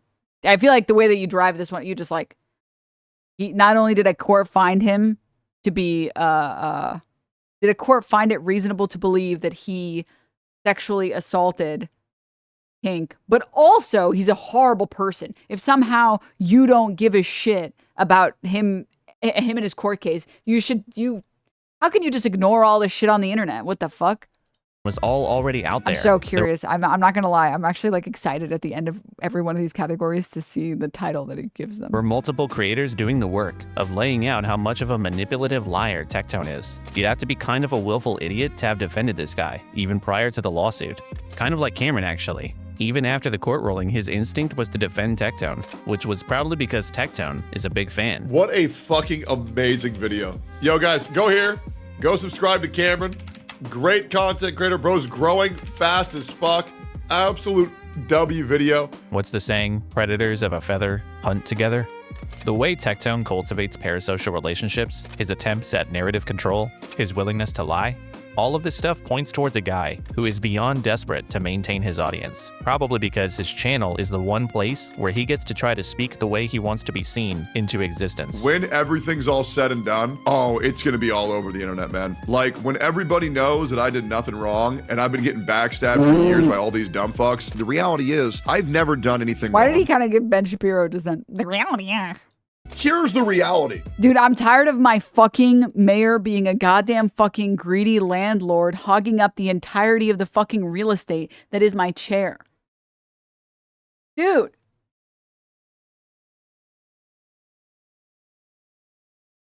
Can I show? Bro. Bro is bullying me off of my chair.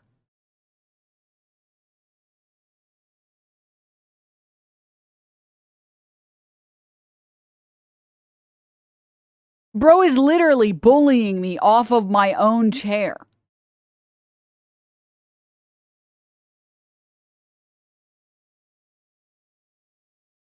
This is not even comfortable to sit on at this point. Do you want me to tell you how to know that I'm innocent of everything that I've ever been accused of, chat? You want to know why? Because I'm a good dude, and that's pretty much all there is. Tectone likes to talk a bunch of shit about people, but then he'll get into conversations with them and act small and passive. He'll say he's gonna exonerate himself, but he never actually responds to anything. He's a gambling addict, his politics content is an obvious grift, he's been caught botting his views, and he uses his platform to publicly smear women who accuse him of abuse. How do I deal with them? I love him. Don't touch me. I'm patient. No, you're fucking not. You're like the most impatient, moody fucker I've ever met. I'm patient when it comes to you. Freem, I carry our marriage, and you know that. Freem, you know that. I think we have a pretty 50-50 marriage. You're high. You're high. You're kidding. Guy who definitely loves his wife and treats his wife with respect. I carry our fucking marriage. I think it's 50-50. You're high.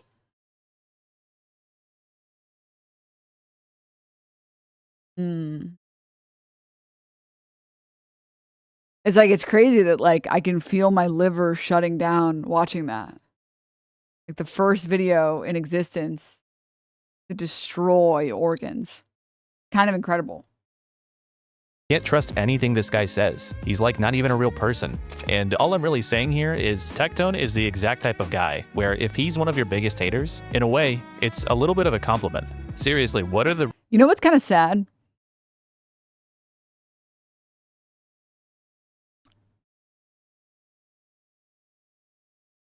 If you're a DPS player, you got to recognize this type of guy never plays tank or support.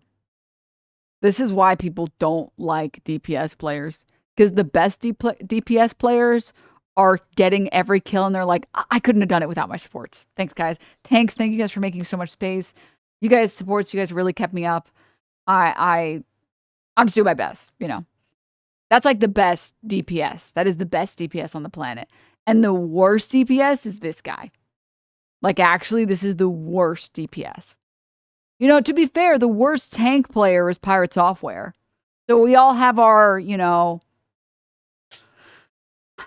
we all have our L's, but I don't know what the worst support looks like. Like, who know? I don't know.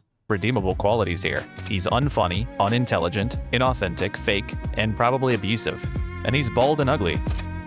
Tectone gets the "let's be real, he probably did it" award. Okay. There's still so much. I haven't even gotten to the dance stuff, and I kind of want to watch the Nicholas eat Oreo part. Because I did hear people say that's fun, but I heard Dishonorable Mention was really good. Obviously, I want to get the conclusion. But we just don't have I just don't have the time to do all of that today. You know, I've had to pee for the past hour, but I don't want to go pee until we're done. So I guess I'm just going to hold it until the end of stream. This part. I did pre-watch the next 20 seconds. I won't lie. And then I laughed my fucking ass off. And then I was like, okay, well, I got to watch this on stream. I think that our children, okay, as a collective, our children are being exposed to shit that they should not be exposed to. And yes, that includes... Our children are being exposed to your Discord that is grooming children. That's what they're being exposed to, actually. By the way, if you want a full breakdown on all the terrible things about Nuxtaku, Nicandros, oh my god, has a great video. I'll pull him up. Honestly, it's kind of a stomach-turning video. And I admittedly, I couldn't even fucking finish this shit because it's so disgusting. But this guy is actually the biggest scumbag sack of shit on the planet. It's the fact that he spent so much of his career shitting on Twitch thoughts or whatever, being like, they're literally grooming. Meanwhile, bro had a full fucking Epstein Island in his Discord server where children were being fucking groomed. So, yeah, this video is very good. Highly, highly recommend it for a full breakdown. We did react to it a long time ago. Well, not a long time ago, 2 months ago. I don't know if the VOD is... I don't really upload VOD, so I don't know. But you guys should go and... All right, continuing. Includes the weird sex shit that's pushed in schools, and it is also the unimaginable amount of random degenerate, furry, gore, porn, vor shit that you see in Roblox. And in my opinion, kids should not be exposed to shit like this. This fucking thing is Nuxtaku. Nux is a 30-year-old variety streamer with over 2 million subscribers. For a second, I don't know why. Sorry, this thing is amazing. But second, I don't know why I thought he was going to say is a 30-year-old virgin when he said V.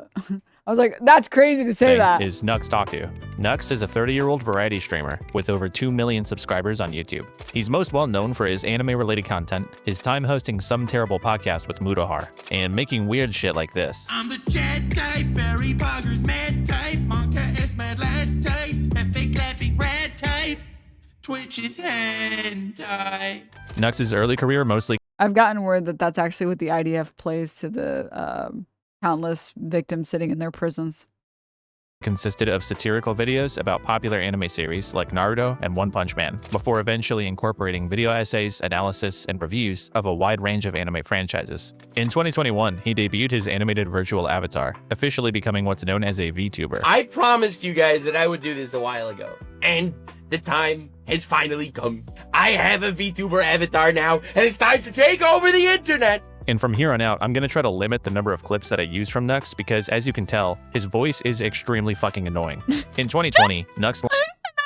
That's it. Beautiful cinema on its own. That's just enough. That's enough. That's just...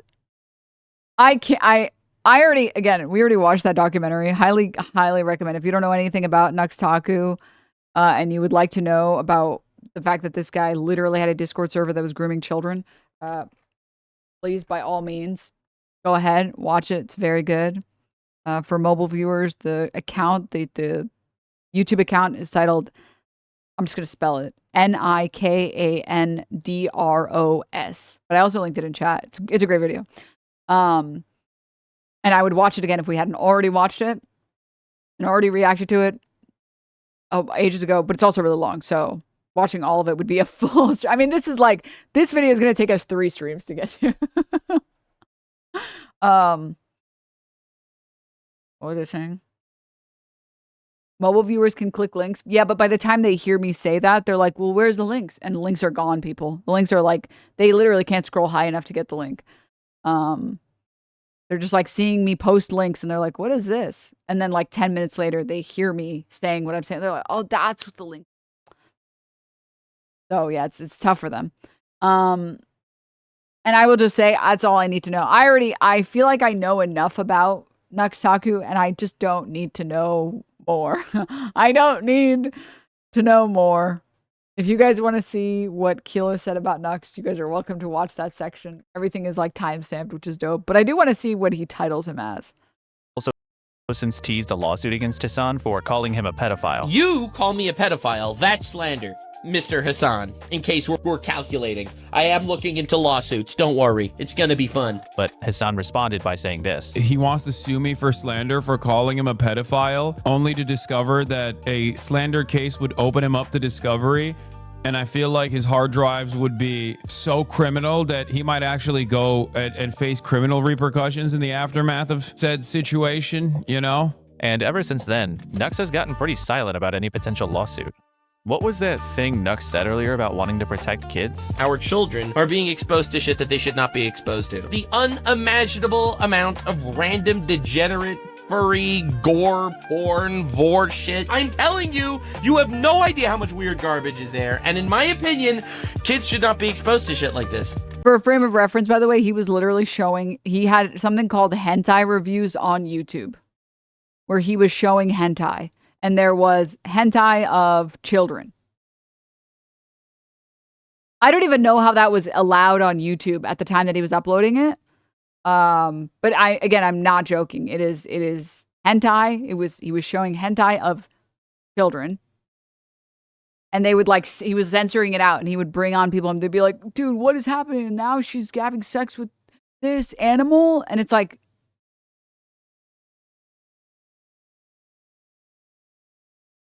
and we're the degenerates?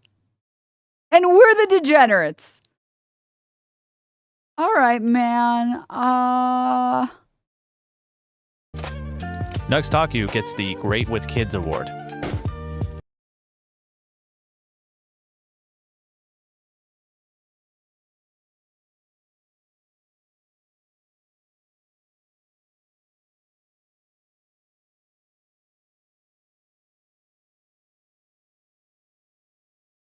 The mullet rolls are gone, people. Okay.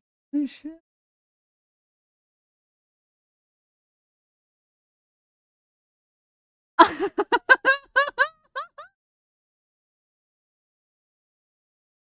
That's defecation.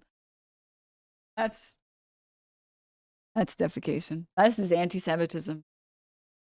Anti-Semitism, man. That is, oh my God.